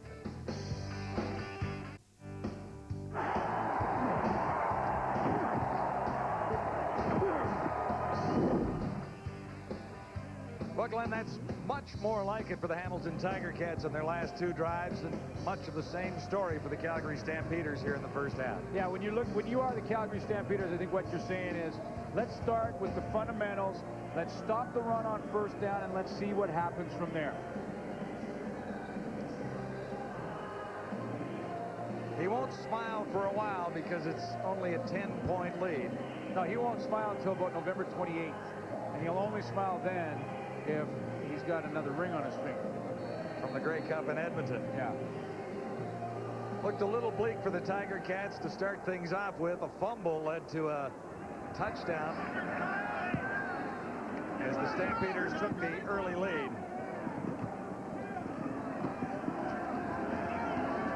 Good return for Ramon Adams as we bring in David Amber.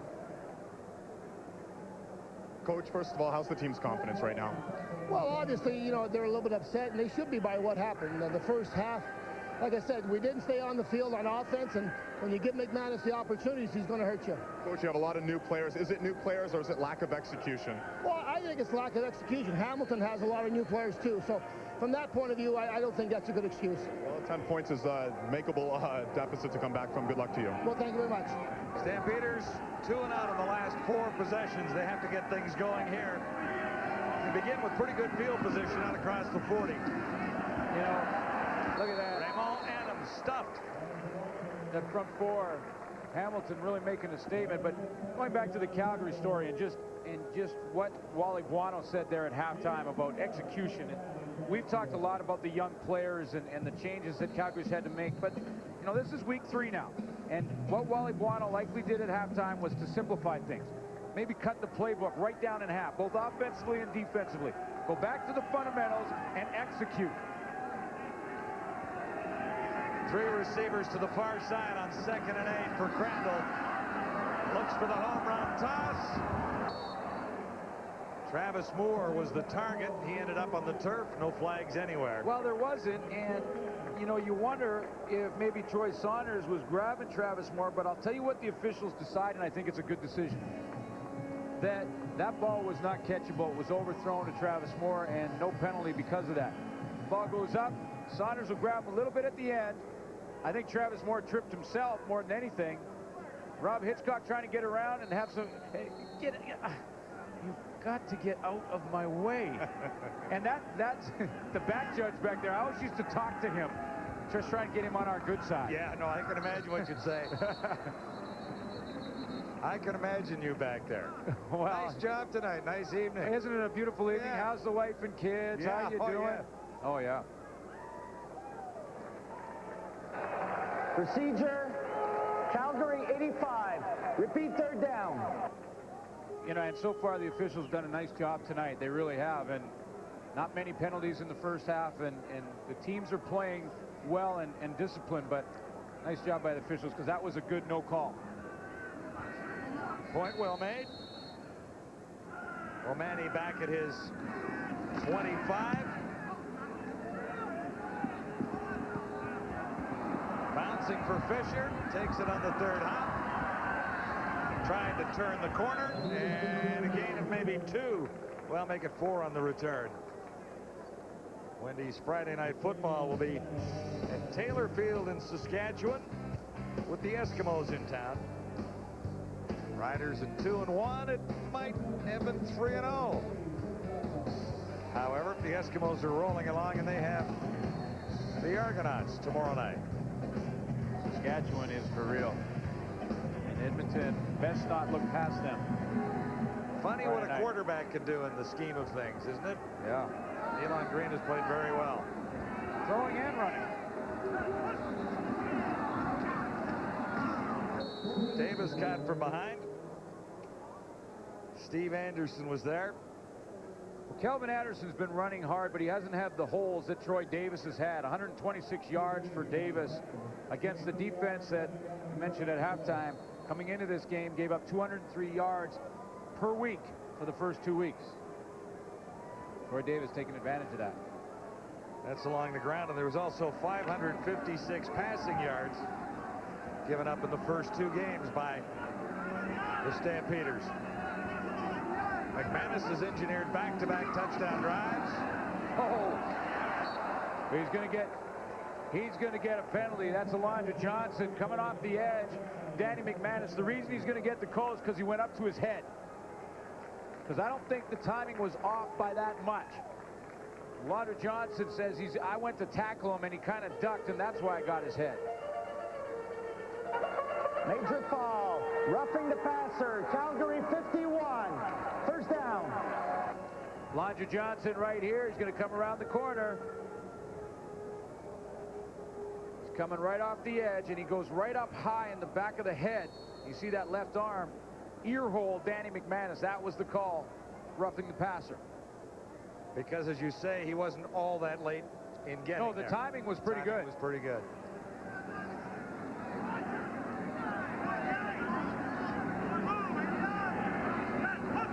From the 43, McManus. And Greg had it, turned around and left it right on the turf. We've all done it, haven't we? You're getting ready for the big holiday. You pack the car, the kids are in the car, you drive away, and you've left the suitcase. Or the tickets. Or the tickets right on the front porch. And this is exactly what happened to Andrew Gregg. He got the car packed, the kids are in the car, and he said, wait a minute, we're at the airport. Did you bring the tickets? He didn't bring the football with him. Exactly that.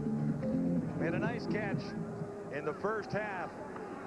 It was called back, then caught the touchdown. McManus on 2nd and 10. Amerson will get the first down. There are flags in 2 areas of the field.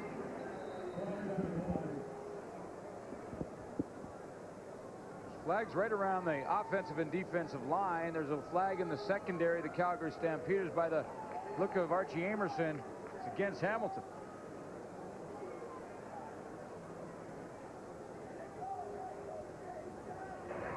Forward pass interference. Hamilton, number 9. Repeat, 2nd down. So he pushed off. A little push off when he turned around for that curl. And the reason there was 2 flags is because 2 officials saw the same thing.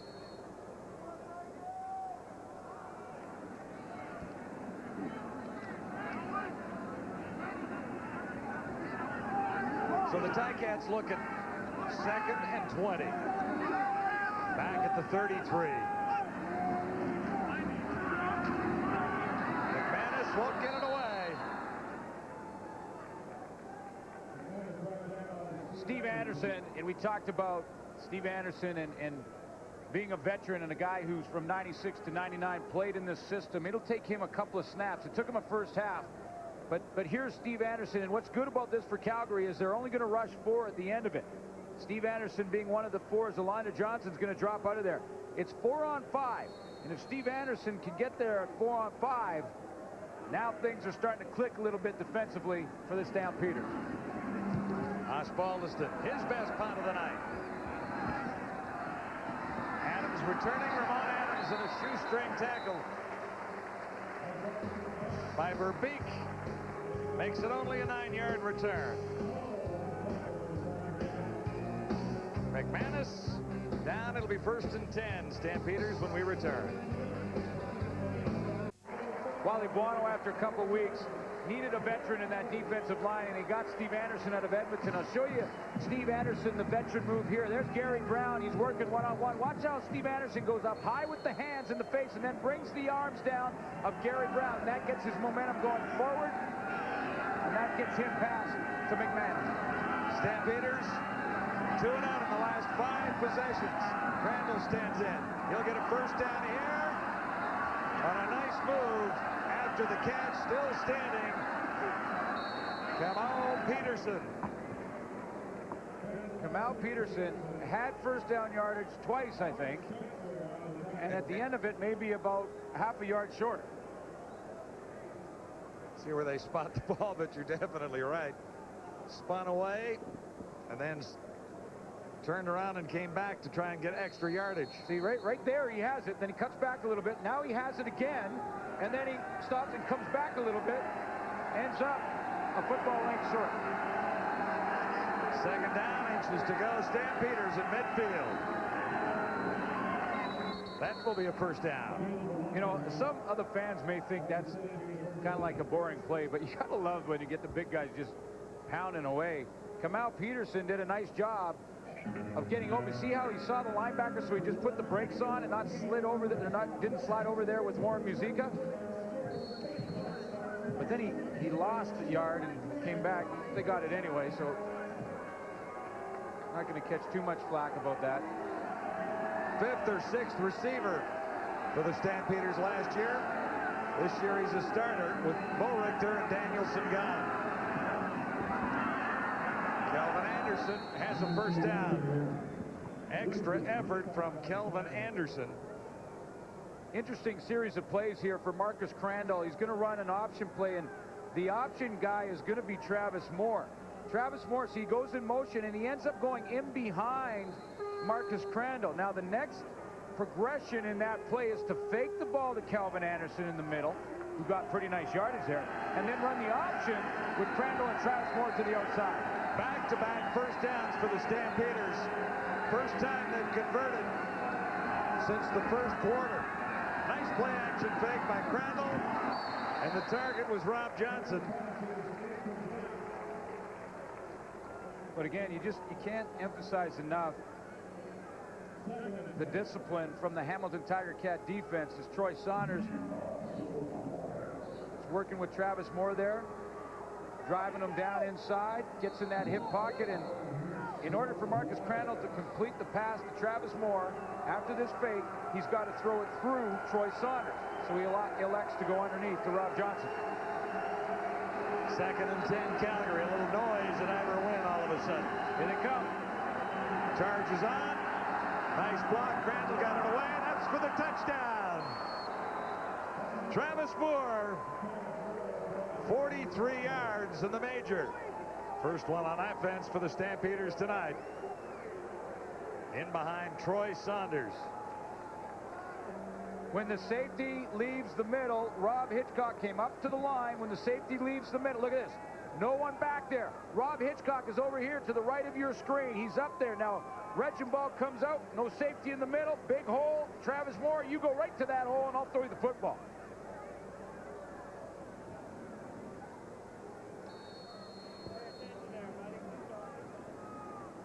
So the momentum shifts a little bit as Crandall connects to Travis Moore.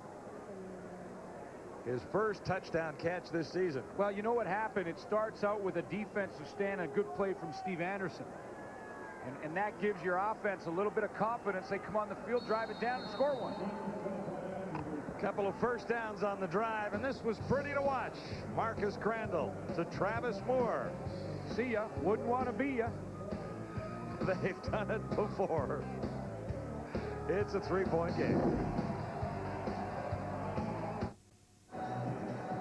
I told you that safety Rob Hitchcock was out of the middle, and that's why Travis Moore went to the middle.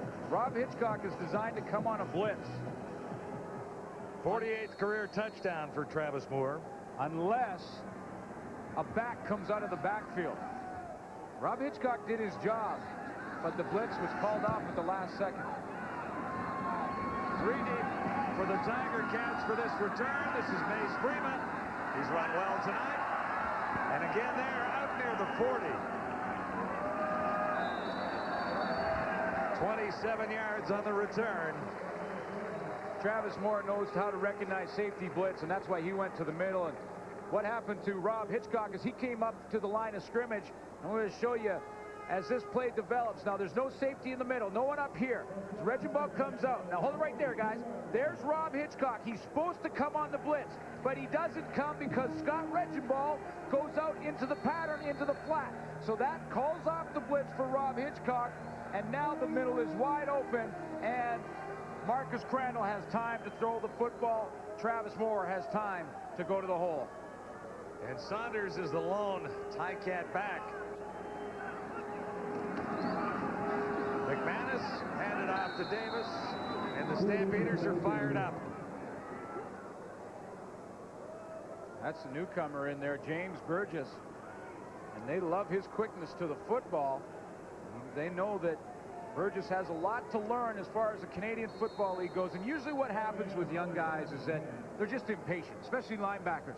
They see the ball coming towards them, and they fly into the hole, and then it's cut back, and they're not patient enough, and they're in the wrong position.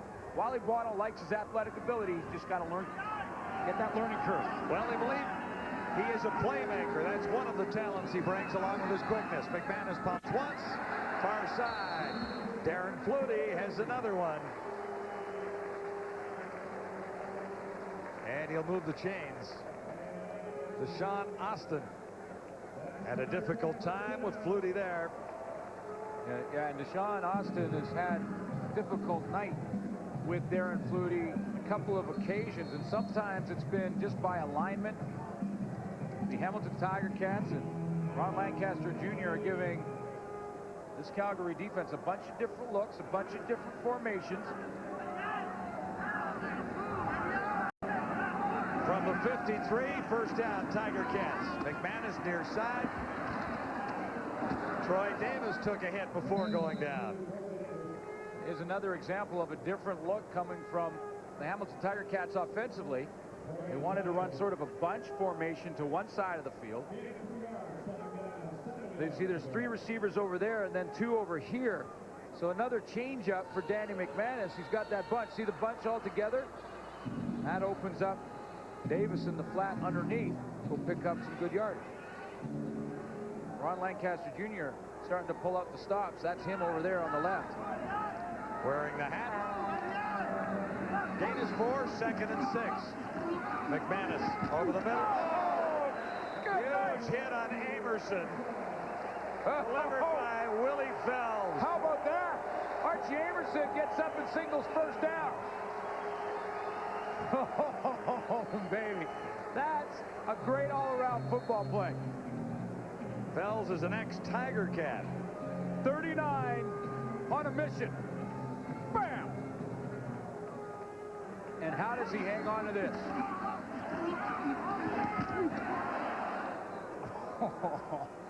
Highlight reel stuff, folks. Seen some good ones tonight. That's the loudest.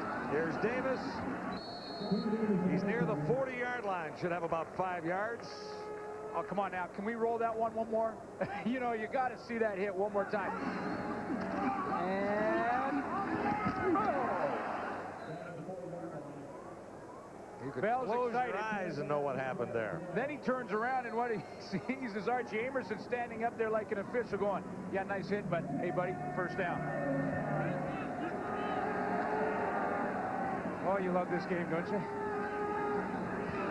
You have to. Oh, Willie Fells scored a touchdown in the Grey Cup game last year.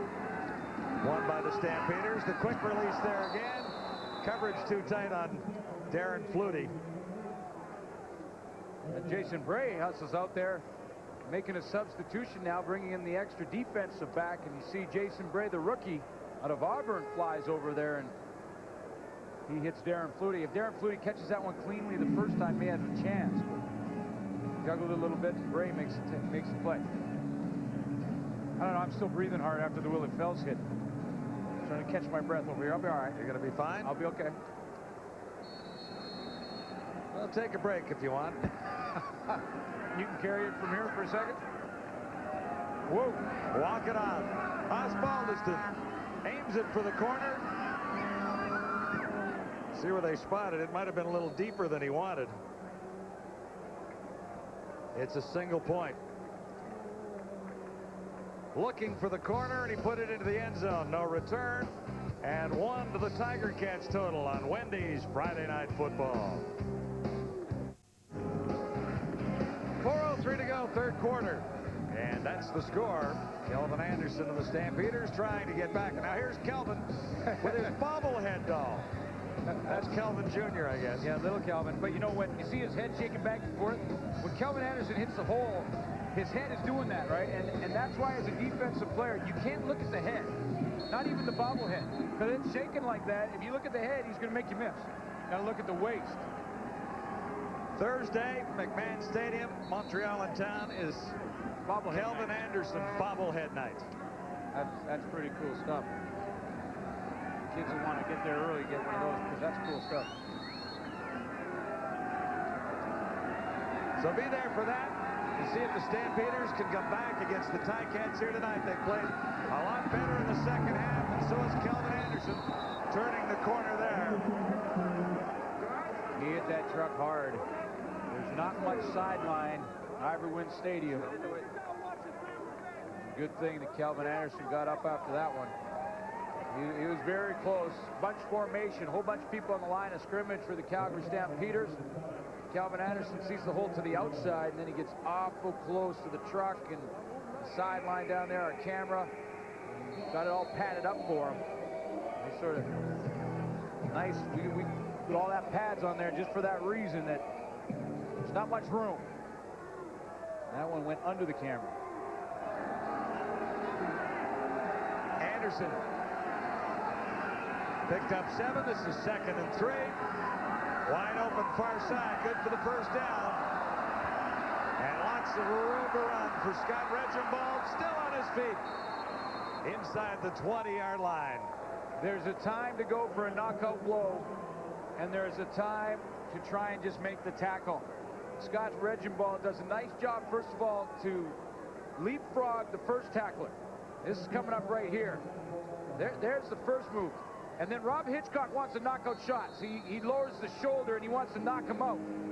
But when you do that, you don't use your arms to tackle and wrap up. Here comes Rob Hitchcock. Watch this. Here he comes. Wants a big one. And just bounces off him. 44 yards for Scott Reginbald. The first time he's touched the football tonight. Stampeders are set up at the 25. time for Crandall, looking to the end zone. Too many cats down there.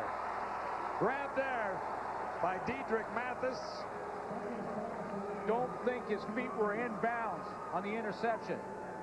Diedrich Mathis was playing the zone defense from the corner position and dropped back into the deep third, which is a third of the field, anything deep. He's going to drop back out of there. You see his move to the middle.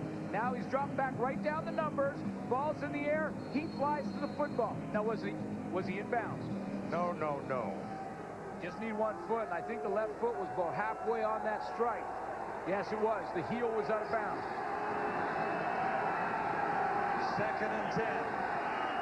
From the 24, Crandall looking again, and the coverage from Hitchcock. Hitchcock played that perfectly, and I'll tell you why.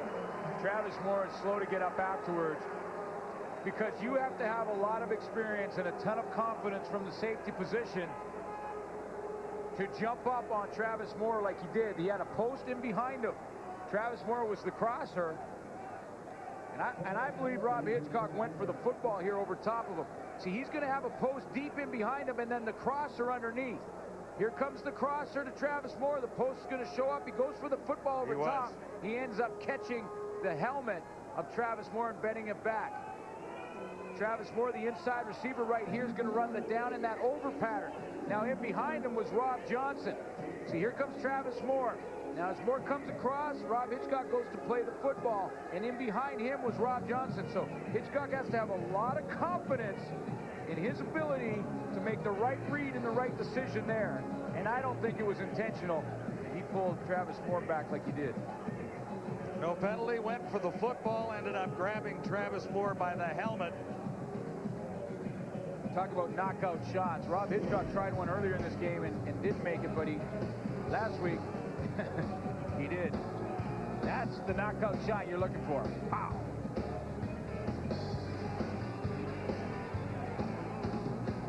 Couple of interceptions already for Hitchcock. Games 1 and 2 for the Tiger Cats this season. They just want to check out Travis Moore's neck and back him. Take every precaution. Now the good news is he's sitting up.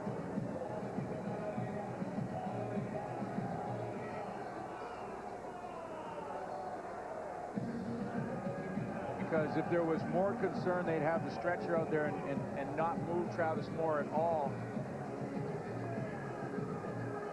You know, and again, I really don't think this was an intentional attempt to injure from Rob Hitchcock. He went to catch the football and ended up literally catching the helmet of Travis Moore. Not the face mask at all, as you can see from a couple of these angles. But Moore's head, you could see how it was almost like whiplash. It snapped back like it did. You know, and I can tell you from experience, and I think any guy in the panel there can, is that both players have equal concern in this situation.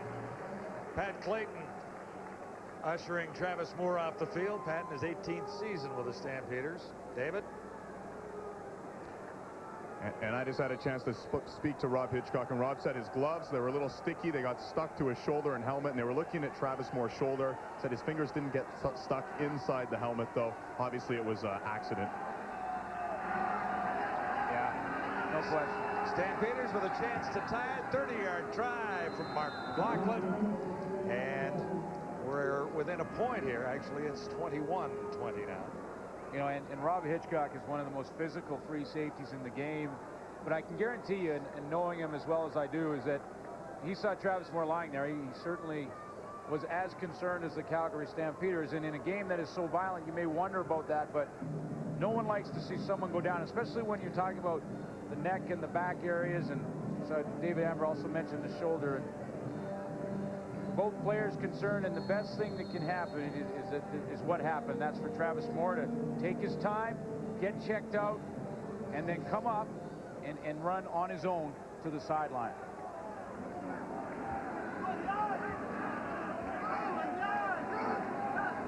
Ticats from the 35, first down. McManus shovel pass. Amerson lost the ball.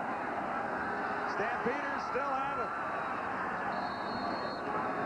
Melvin Bradley stole the football, and following that, Jason Bray. I don't think Archie Amerson ever really got a handle on this. It's the shovel pass from Danny McManus as he moves to his right, trying to get the ball to Amerson. Watch Amerson, watch him. He's going to come like this and then go underneath. I'm sorry, I got it. He had a good view of it. This is Archie Amerson right here. He comes underneath.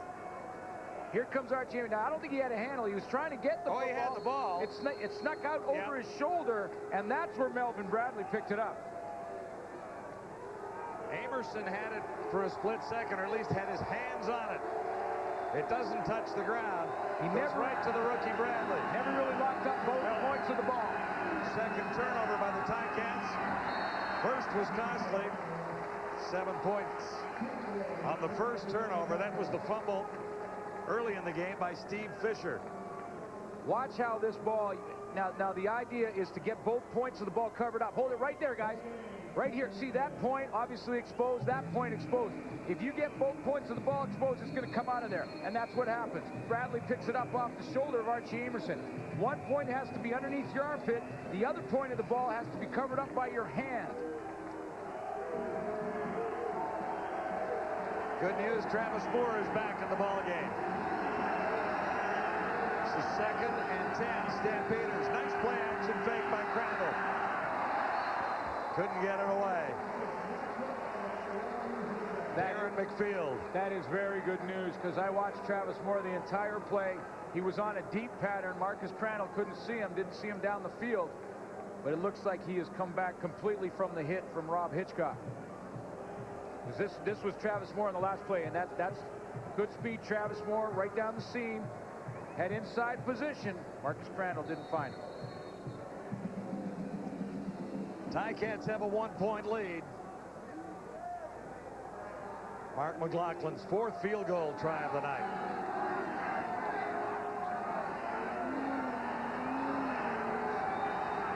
Spotted at the 28. Hammered through by Mark McLaughlin. So the Tiger Cats have the lead for the first time since late in the first quarter. And that is the end of quarter number 3. We've got a great one going tonight at Iverwin Hamilton.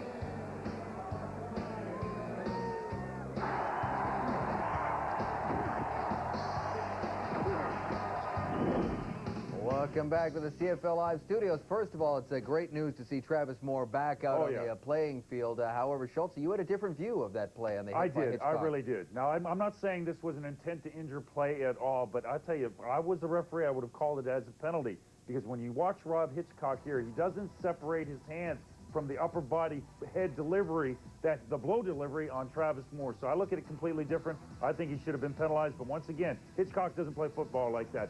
The other issue that is really important, how many points now has Hamilton given up because of turnovers? 10. That's an issue. Fourth quarter, wide open. Well, I want to talk about Travis Moore before he got hurt and the great job he did on this touchdown. Now, as a receiver, we loved it when a defense would try and pressure you and take the safety out of the middle. However, if you can't get one extra guy free through to the quarterback, you're in trouble. And that's what happens. Crandall has time to deliver a strike to Travis Moore. Now, when there's no one in the middle, it means that every defensive back on the field has to defend against both inside cuts and outside cuts. Saunders could do himself a big favor here by taking away the inside. Because let me tell you, as a receiver and a quarterback, nothing is easier to complete in this game than the post pattern. Make the guy throw the corner, make him throw the out, but do not let him coast in on the post. Chuck, the reason why they're in those situations is because Calgary's defense is stepping up and shutting down Hamilton's offense, giving their own offense an opportunity. Here we see the defense stepping up. Watch this man right here, Steve Anderson, and this man right here, Willie Harvey, put pressure on Danny McManus. They brought this man in to do exactly that. Stay in your lanes, be smart. Right there, you see Harvey collapse the pocket. Danny Mac wants to step up, and then you see Steve Anderson hustling around the corner, beating his men, setting up a punting situation for the Hamilton Tiger Cats. Calgary, if they're going to win this football game, has got to keep team pressure on like that, Dave, and they did a super job of that in the third quarter. Well, the Calgary Stampeders haven't won in Hamilton since October of '98. Looking to change that tonight. Back to the fourth quarter. Here's John and Glenn. Back-to-back field goals for the Stampeders, and that means Calgary has the lead at 23-21. They have the lead, and they have their star receiver back in the lineup, and maybe the best news. Out of bounds on the kickoff, and we look at the third quarter numbers. Ticats with an advantage of time of possession. Well, the turnovers are a story, but also 26 yards rushing was the total for the Hamilton Tiger Cats. After another quarter, it's just 132, so the running game has started to disappear a bit for Danny McManus. 10 points off turnovers, and that's a big part of the story. It's what the Ticats gave up last week in Winnipeg and lost by 9.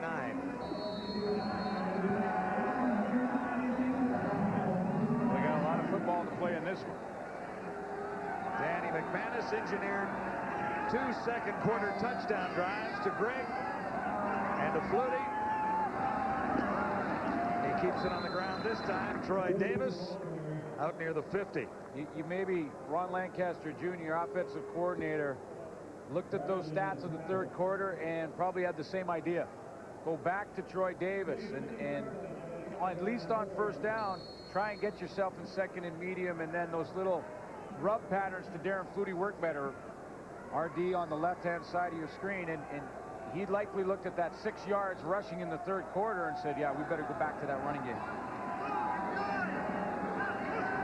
2nd and 5, low snap. McManus couldn't find a target.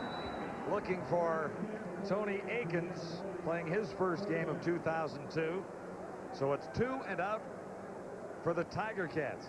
That's a difficult situation for a quarterback, and it's really any quarterback, no matter what year you are in the league. And of course, Danny McManus in his 13th season, but that pocket collapsed around him. There were bodies flying everywhere, and only one receiver, and he was partially covered. So not a whole lot Danny McManus could do in that situation. Travis Moore is in on special teams as well. He won't get a return here. 1st and 10 Stampeders when we return. It's Wendy's Friday Night Football from Hamilton. Again, guys. A week from tonight, a special night on TSN, a franchise story. It's the 1999 season. Watching it like a fly on the wall from the dressing room and everywhere around Taylor Field and on the road. Yeah, those stories. I love those stories. They're always so fascinating to get behind the scenes, see what happens with them. 8 o'clock Eastern for the franchise story, followed by the Riders and Friday Night Football at home to the Eskimos.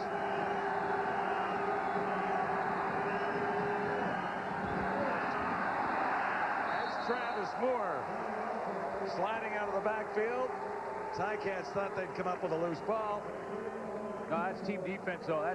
That's team defense from Hamilton, just getting as many hats to the football as you can. Watch how they flow to this football to Travis Moore. Everyone flying over to that side. Here they come. There's 4, 5, 6 of them right there. Black jerseys, and you barely even see Travis Moore under all of it. Apparently he's okay. He's running the football on special teams as well. So obviously Travis Moore is back to 100%. 4 receivers far side. 2nd and 12. Here's Crandall. Took the extra step and a huge hit. Mike Peterson had the feet sliced right out from under him. Stephen Fisher. You know, it's early in the season, but I think I might go out on a limb and say this may be the hardest hitting game that we've seen all year, because they are not fooling around out there tonight. That's the danger zone. Come across in the middle after it's taken that long. You know the defensive backs are closing fast. Pretty nice hit from the newcomer, Stephen Fisher. Remember, dropped one early on a punt. And it led to a Calgary touchdown. And the early lead for the Stampeders. O'Malley standing back near his 5-yard line.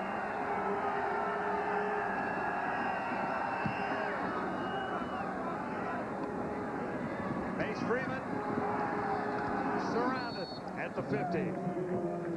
Talk about hits. You want hits? They keep on happening here tonight. Wendy's Friday Night Football hit parade.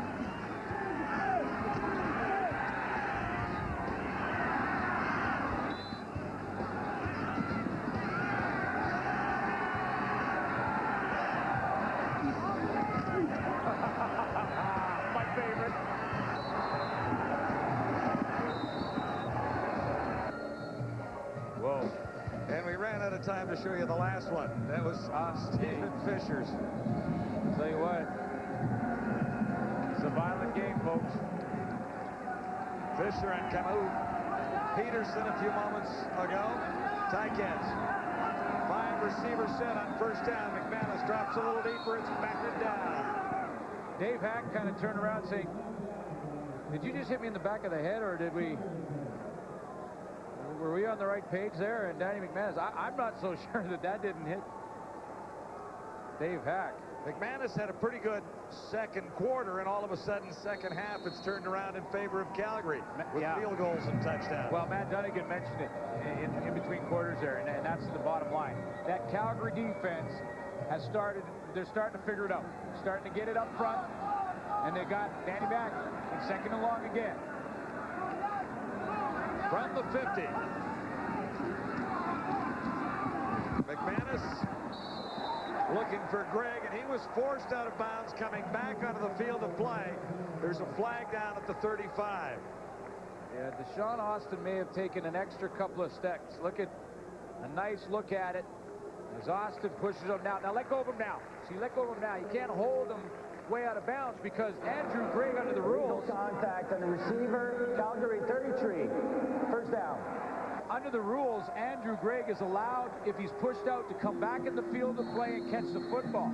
I don't think I've seen many guys forced out that far. But you that was about 4 yards. No, you can't push him out and hold him out. You can push him, he goes out of bounds, and then pick him up when he comes back inbounds. Push him out and wait for him, you mean? That's right. Yeah. First down, Tiger Cats. McManus sprinting to his left. Close to the first down. Darren Flutie made the catch near the 40. We'll see where they spot the ball. I had a nice conversation with defensive coordinator Mike Roach of the Calgary Stampeders, who is standing up right in front of your screen there, and he was talking about his young front seven. Not a lot of playing experience. He likes them athletically, but he really believes that Steve Anderson and Tyrone Rogers can help, but now they just need to play together for a few downs. First time 3 players on the Stampeder front 4 have been together on the same field as tonight. On 2nd and 1, it's an easy first down for Troy Davis. Just think of that, though, John. I mean, it's not 1 or 2. 5 of the 7. And 3 of the front 4. First game together tonight. You know, there's going to be growing pains. You know, now that's the difference between this year and last year. Is you look at the records, they're comparable, but the difference is 6 new starters on defense, 4 on offense. And that happens. That's the game. It's free agency, it's retirements, it's whatever. And 15 new faces on this Calgary team. 15 new bodies overall. McManus on first down. Trevor Shaw has his second of the night. See that umpire that stands right in there, and his job, see this umpire right here, his job is to look at the defensive line and the offensive line, see if there's any holding or anything, but he's also right in the firing range. See, he's like, okay, do I bob left, bob right? That could have been an umpire sandwich.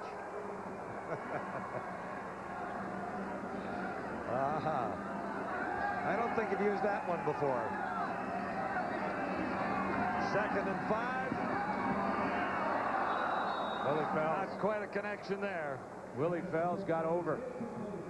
Nice drop by, nice drop by Willie Fells, John. He just dropped over and he there said, you go. He tipped it by that much. Yeah, or I was that close to an interception and going the other way. Willie Fells was the donor of the big hit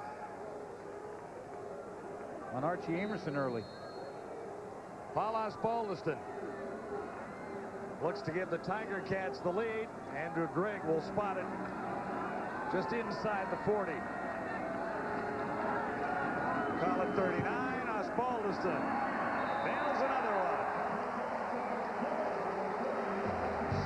He's second all-time CFL scoring list behind Louis Bisaglia. Third all-time is Mark McLaughlin, his opponent tonight. Tomorrow night, Wendy's CFL Live from Commonwealth in Edmonton. Argos Eskimos. Toronto got a win. The Eskimos have looked superb so far this season. Yeah, Toronto stole one against the BC Lions. It's a tale of two halves here tonight. The lead has changed hands 4 times and currently belongs to the Tiger Cats, but only by 1. That bunch formation from Calgary again. Calvin Anderson should have been stopped before he gained 3 yards. Somehow found a way under the pile. 2 schools of thought with this bunch formation from the Calgary Stampeders, really designed by George Cortez. See that 3 receivers all bunched right close to the line of scrimmage and to the offensive lineman, and then they break out into patterns. One thing it does is it helps with some blocking schemes and maybe some angles. Jacques Chapdelaine, the new offensive coordinator. But the other thing is it brings defenders closer to the box, closer to the line of scrimmage. Almost like having 3 tight ends in a bunch. That's right. And then scatter. Crandall hasn't run a great deal tonight. He will here, and he'll get a first down.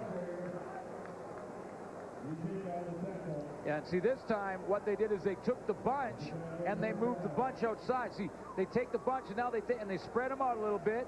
And now watch the running lane that's opened up. See, people who don't like the bunch will say, see all the defenders now? They have to spread out to cover all those receivers. That takes them away from the line of scrimmage, and then when you're not near the line of scrimmage, you get a little bit of running lane. From the 47. Stampeder first down. Crandall thinking run all the way.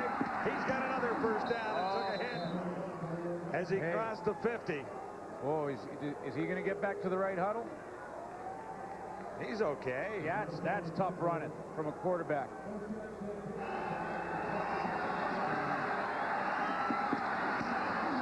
Hitchcock again, no safety slide from the quarterback there. And I know Matt Dunnigan just came out of his seat in the studio because he played that way, and you got to love Marcus Crandall for that. Gain of 14. Crandall, no one home. But now did he have some cobwebs there that he was trying to shake off because that ball kind of went up and over. See, now they've spread it out. Again, they can spread out the formation, get the 3 receivers to the outside. Look at the jam right there. I believe it was Troy Saunders. Eliminated a pattern. Jacques Chapdelaine basically using the same offense George Cortez used a year ago, maybe throwing in some little bit different terminology with regards to the receivers. Ivor Wynn and Hamilton alive tonight in a 1-point game. Crandall can't find anyone. Flags are down. Crandall lost the ball. It's loose. And he fires it into row. Well, not quite. I thought it was going out, but it didn't get back to the line of scrimmage. There was a flag down already. Well, you might as well just relax and have some cheesies or something, because this one's going to take a little bit of time to work out. First of all, there's flags on the field. Intentional grounding. It's one of them.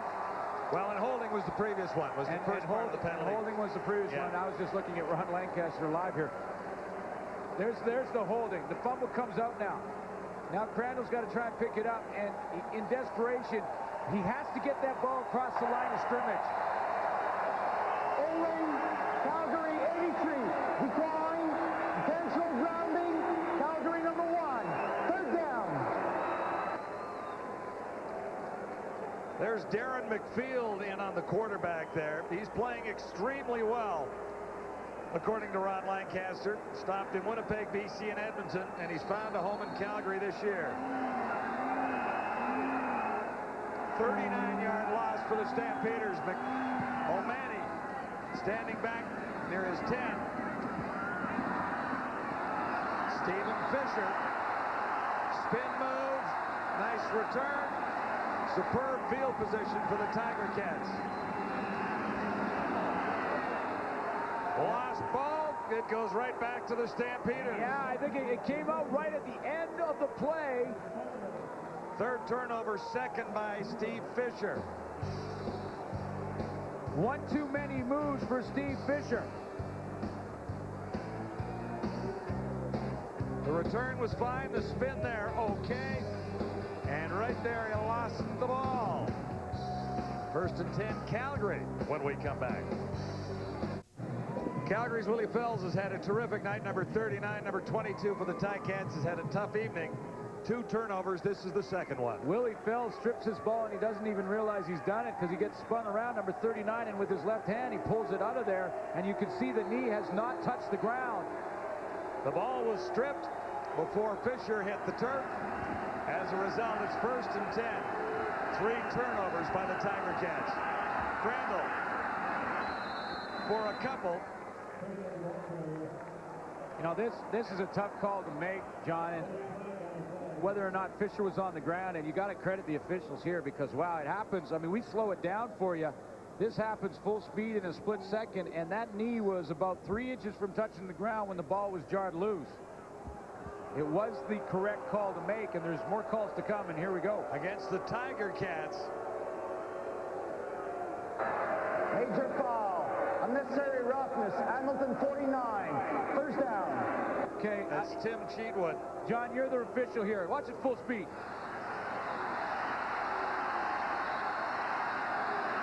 It's a heck of a call. Fumble or not? I'd say it was. Yeah, well, it was, but we slowed it down to find out. But yeah, we cheated a little bit there. That's how tough it is. Ticats digging a hole here. Cheatwood took the penalty, giving the Stampeders new life, and here's a touchdown toss. Almost. He was in behind everyone.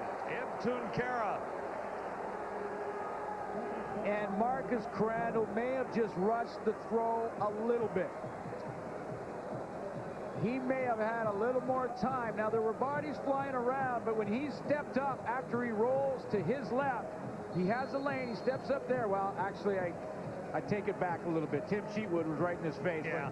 He had to get it out of there. Now, did Tunkara slow down just a little bit before the ball got there? I don't think so. Okay. Yeah, it just looked like a bit of an overthrow. All right, 2nd and 10. Stampeders at the 45 of the Tiger Cats. Time here for another long toss. Flags are down. Coverage was too tight, and they call it a touchdown. Well, Don Blair was in an all-out fist fight with Dwayne Butler. And Blair came up with the ball. They rule it a touchdown. And the only question right now is which way did the interference go? Forward pass interference. Hamilton 25. Decline. Touchdown. There's your Usually it goes against the defender. Well, and Dwayne Butler didn't look back. Don Blair gets involved suddenly in this Calgary offense. They were battling, there's no question, and Dwayne Butler didn't turn around and look at the football. And I don't know how Blair came up with the catch. Had a very good training camp. He was going to get the flag anyway. Don Blair had a very good training camp, and then he was injured. They were actually calling Blair in training camp Spider-Man. He used his spider senses there to come up with that catch, and they're going to go for 2. Stampeders have a 5-point lead right now. Good call. They'll go for 2. Crandall is hot. He's got it. Tunkara made the catch there on the 2-point conversion. So now it's a 7-point game, and the lead has changed hands 5 times. Crandall to Tunkara for 2 more to make it 31-24. Stampeders are back in the lead after trailing at halftime. Marcus Crandall pays retail price for a touchdown pass. Larry Fitzpatrick right under his chin, and Spider-Man comes up with one.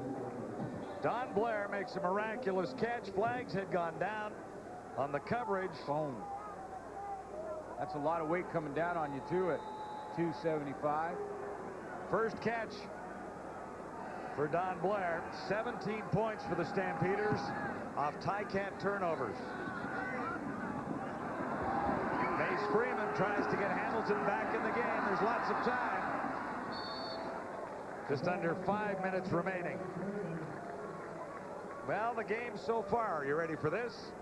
Well, Darren Flutie got involved early, second all-time with 923 catches. And Danny McManus had the Ticats alive and throwing 2 touchdown passes in the second quarter. But then, yeah, Stampeders, we talked about it, 17 points off turnovers, big difference in this ball game, and a lot of those running yards by Davis first half, majority of them.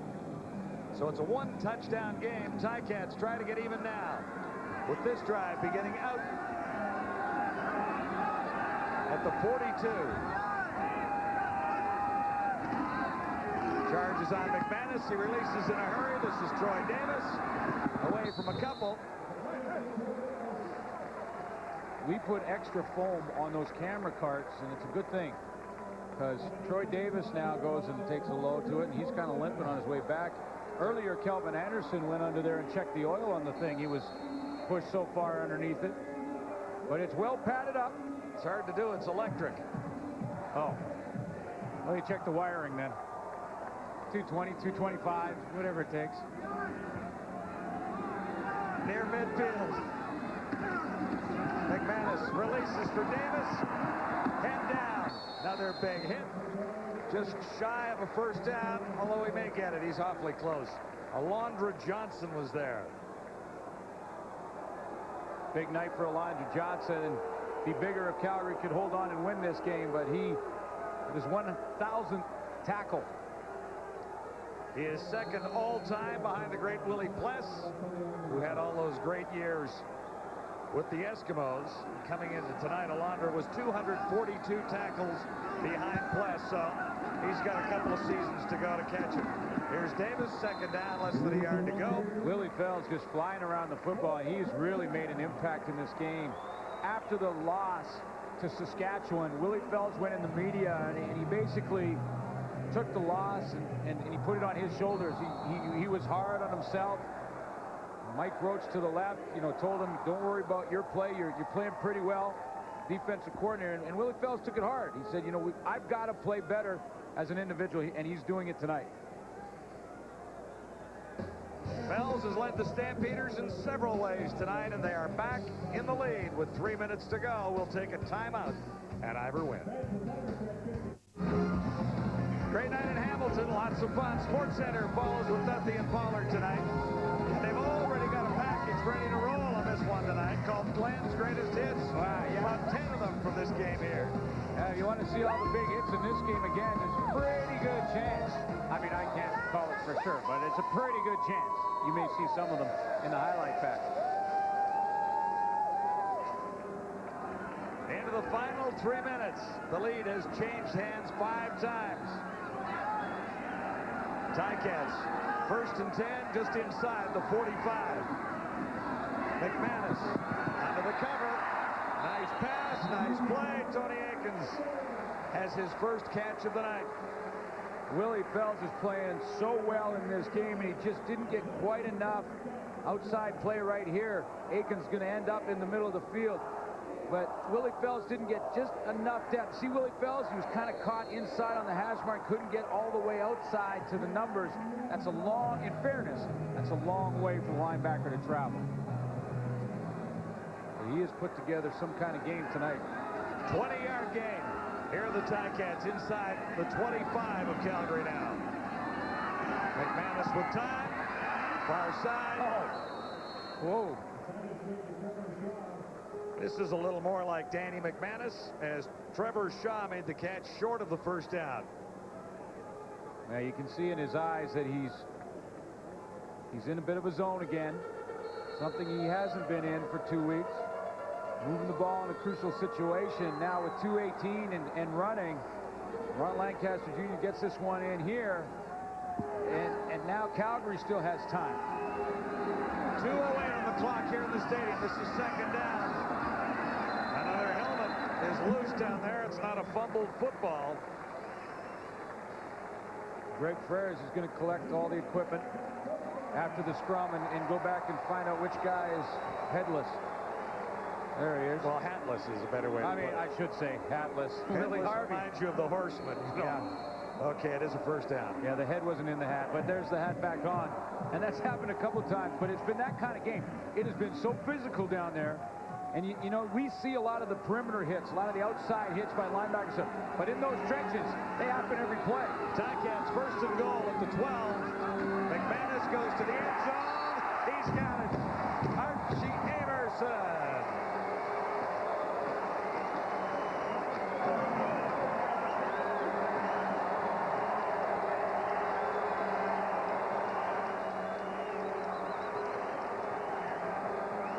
You know, Glenn, this is more like it for both of these teams.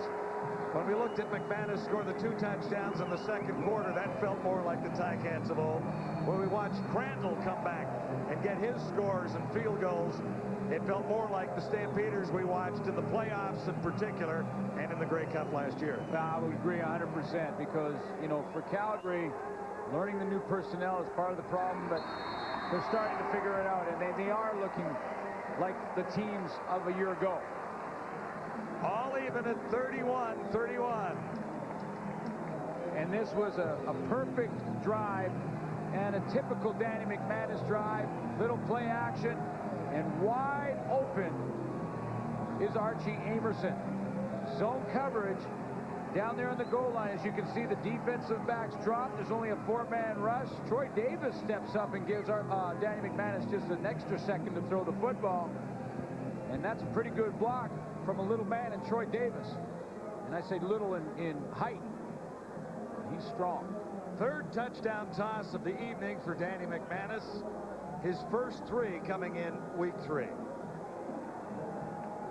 Sometimes when you're in a slump, whether it's touchdown passes or interceptions as a defensive back, you know, your coaches will tell you that if you hang in there and you keep doing the little things and the fundamentals, sooner or later they're going to come. And when they come, they may come in bunches. And 0 in 2 games, 3 in 1 game.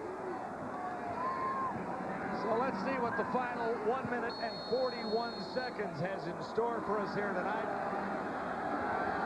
It's 31-31. Stick around. The newcomer, Ramon Adams. And the Tiger Cats swarm him at the 30. Marcus Crandall, a slow start. 11 of 26, 209. Not outstanding, but he has 2 touchdowns, and he's driven for field goals as well to get the Stampeders back in this.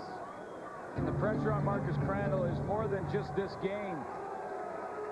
Minute and 34 to go. He needs to drive his football team into field goal range for the win. And how important of a win would it be for a team that comes in here 0-2 after winning the Grey Cup last year?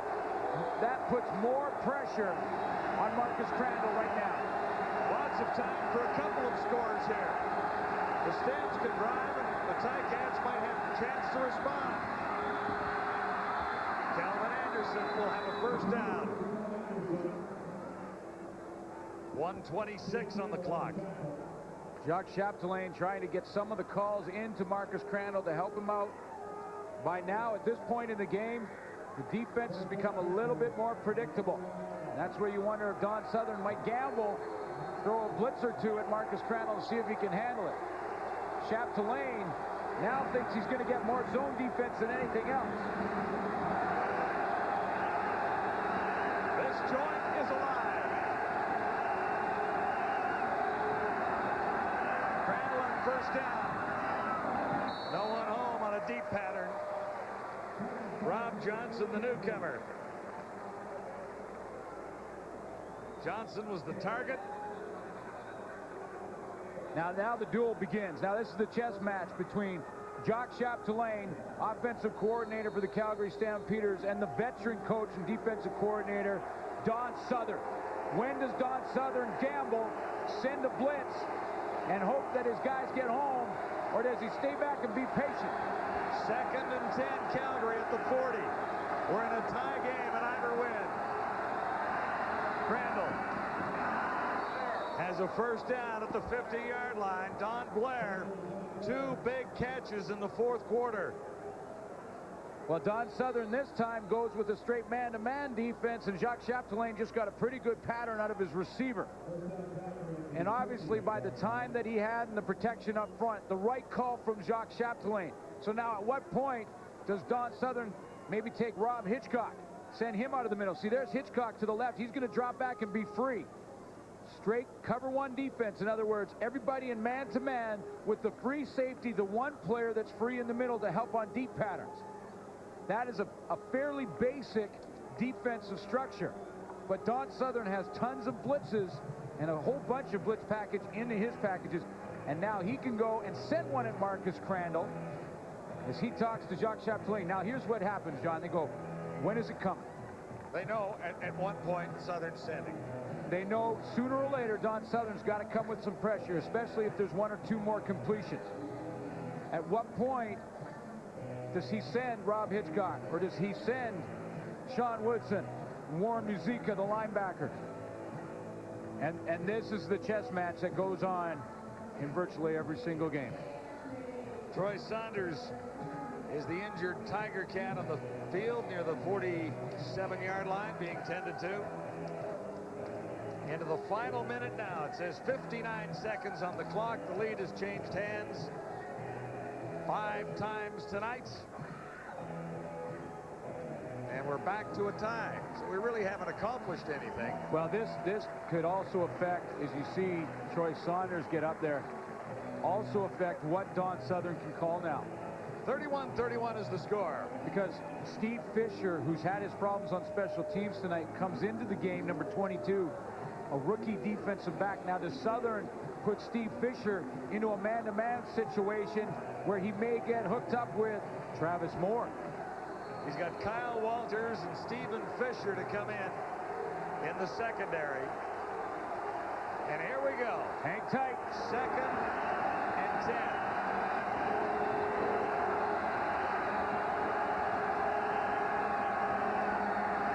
Crandall. It's loud in here. No catch. Oh, baby. Steve Fisher was in a one-on-one, and Don Southern said, I got confidence in my rookie, and put him in a one-on-one. I believe it was Rob Johnson, and Rob Johnson was going deep. Crandall didn't see him. So it'll now be 2nd and 10. It's going to come on this side of your screen. Crandall's looking the opposite way, but Rob Johnson is deep on Fisher and in behind him. This is the play of the ball game.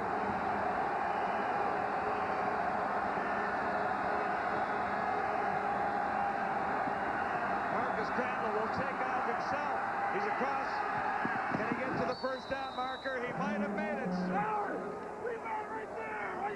You can hear Hitchcock suggesting he was down before that first down at the 40-yard line, and I think he might have a point. The pocket collapsed on Marcus Crandall, or he can throw for a first down and have Travis Moore face Rob Hitchcock. We saw Moore wide open on the play, but because it broke down, here's what happens. Watch for the spot. Well, he snuck underneath and gets within inches of a first down. This is 3rd and 10. Stampeders with a chance to win it.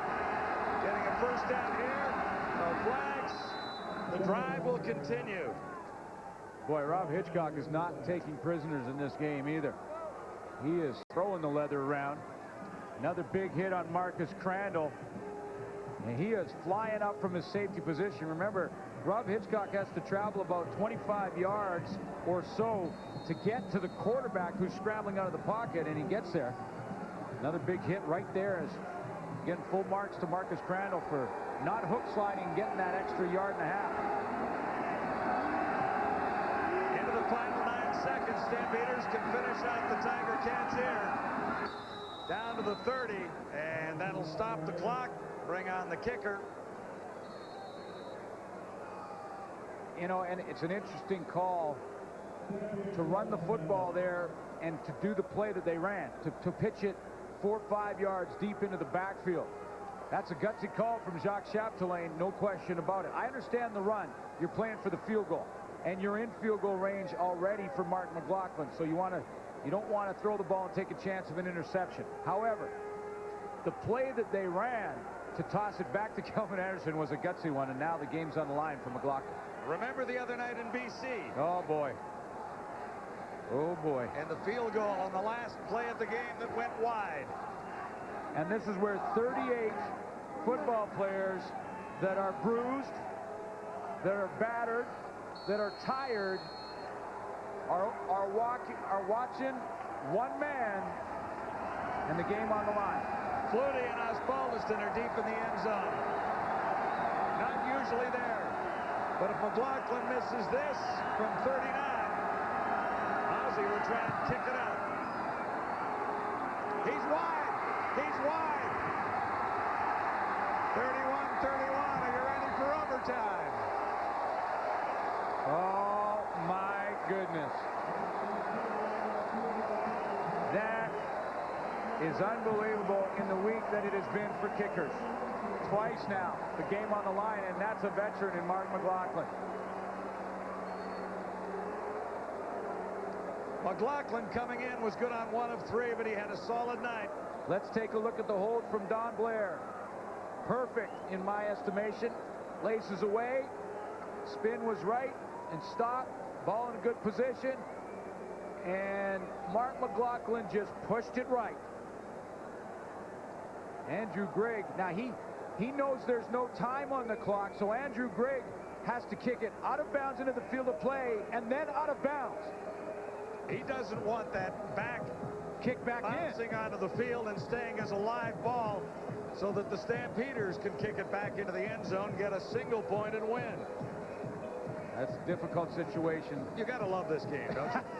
You really have to love it. I mean, I know people don't like single points on field goals in some instances. Well, you know, I mean, if you're being rewarded for a miss, but I mean, look what it does to the finish of a football game. You're absolutely right. What it does is it makes you return or handle every kick, whether it's missed or not. And that's the bottom line. Here's what happens now. Here's what happens now. The teams play a maximum of 2 mini games. Each team will scrimmage from the 35-yard line and try to score. Now, and the team that scores the most points and is not matched obviously gets the extra point. Both teams already have 1 point in the standings for going the distance in regulation and being tied. And what we have here is a shootout. It's a shootout.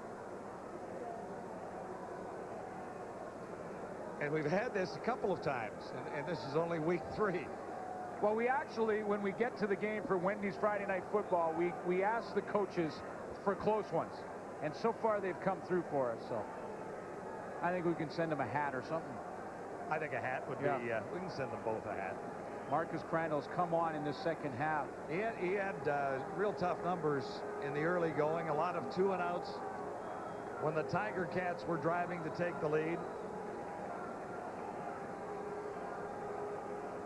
But the shootouts, and we're set for it. Wally Buono has his first point of the season, still looking for his first victory of the season. Well, Hamilton won the toss in the shootout because at the start of the mini games in the shootout, there's another coin toss. Hamilton won and wants to go on defense first to see what Calgary can produce offensively. If they come away with nothing, a single can win it for Hamilton. So here we go, play 1 of the shootout. Stampeders. Crandall will have a first down. Travis Moore made the catch, and there's a penalty marker down.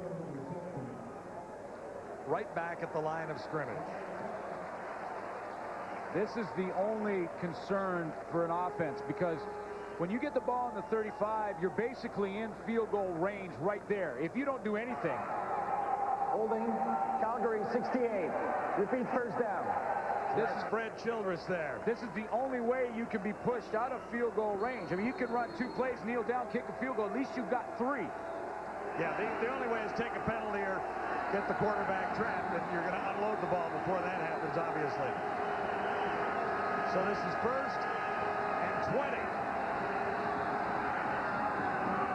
Crandall has Travis Moore, and he's got most of the first down yardage back. This is the positive side of that bunch formation. Travis Moore, this is the back side of the play. Travis Moore to the right side. You see that bunch down there at the bottom of your screen? Well, as they take off the line of scrimmage, see, they're all together. Now it's tough to pick them up as they come out. Now they break out, and Moore just opens up. Bam, there he is. Moore got 15, so not bad. It's 2nd and 5.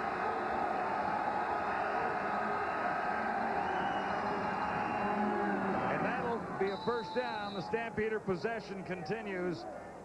Ibtun Kara making the catch on the pass from Marcus Crandall. Now here's the other thing. If Hamilton should pick up a fumble or an interception and take it the distance, they win.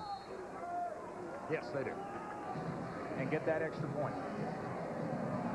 So hang on. Or a wide field goal. Hang on. You're burning. You're going to hurt me here. You're grabbing my arm so hard up here. Let's go. Stampeders have another first down here. Calvin Anderson is hammered. Talk about putting some hurt on. Tim Cheatwood. Boy, the hitting has been enormous.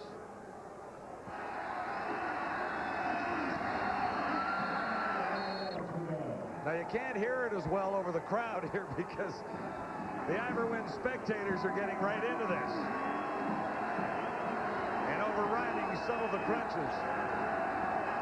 Second down.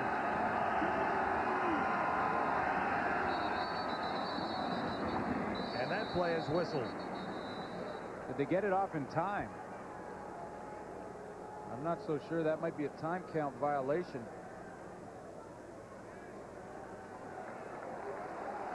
Well, he got it off with 1 second left. I was watching the clock. Procedure, Calgary 64. Repeat, second down. Jeff Pilon on the procedure, and maybe Marcus Crandall also looked at the clock and rushed that snap count a little bit. He gets the procedure call because that was like at 0.5 seconds when they snapped it. So another second and long facing the Stampeders.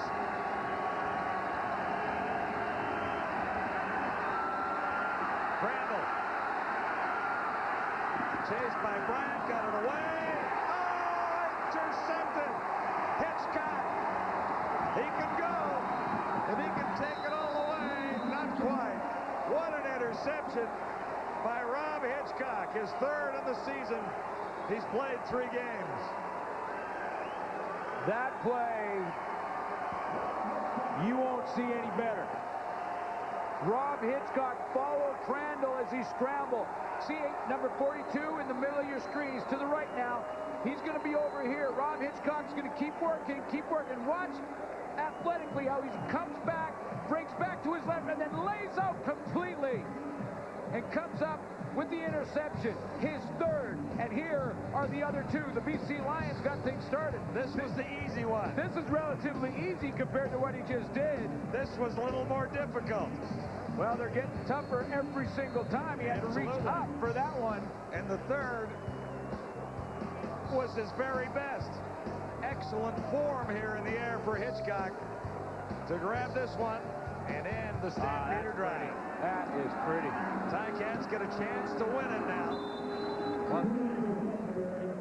That is an amazing play from Rob Hitchcock, who's been all over the field. He has come up, put some big hits on the quarterback, Marcus Crandall, and may come up with the play of the game. Calgary's first turnover is right there on the interception by Rob Hitchcock, and he's describing it to his coach on the sideline as if Don Southern really needs to hear about it now. We're in extra time here tonight, so Duffy and Pollard sit back, relax, and we'll send it to you when we're ready. Sports Center right after we're done. If Calgary Stampeders can come up with some kind of defensive stand here, they have to go one more time. So just Sports Center, just hold on, hang on there, hold tight. We'll get to you. But Danny McManus on first down, he goes to Troy Davis. Be conservative. They're in Paul Osbaldiston's range right now to kick a field goal. And remember, all he has to do is hammer this ball hard enough so that even if it's wide, gets a single point, they win the game. Second down and 8. They'll run again. Now, Ticats play conservatively here. Mark McLaughlin, the veteran, had his chance to win the game. Now it's up to Osbaldiston. You know, terrific story for these two. Coming into the game, Osbaldiston was second all-time scoring behind Lou Pasaglia. About 12 points separated him and the guy in third place, Mark McLaughlin. 2,717, 2,705 coming in, and they both had good nights kicking. McLaughlin's been there many, many times. He's back in the end zone like Osbaldiston was with O'Malley. And like Prefontaine was the other night when he stole one for the Argos. Here's Osbaldiston. It's over. He's got ice in his veins.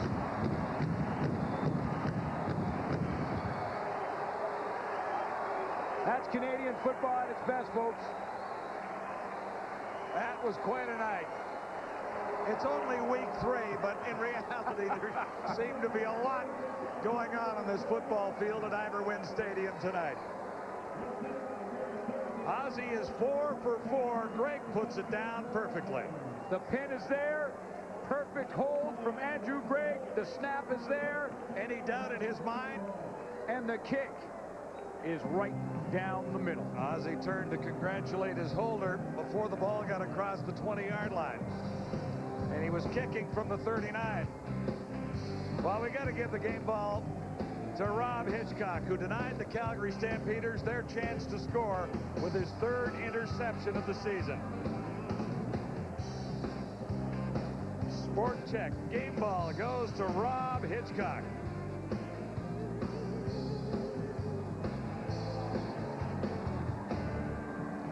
Play of the game brought to you by Sport Check, Canada's choice for sports.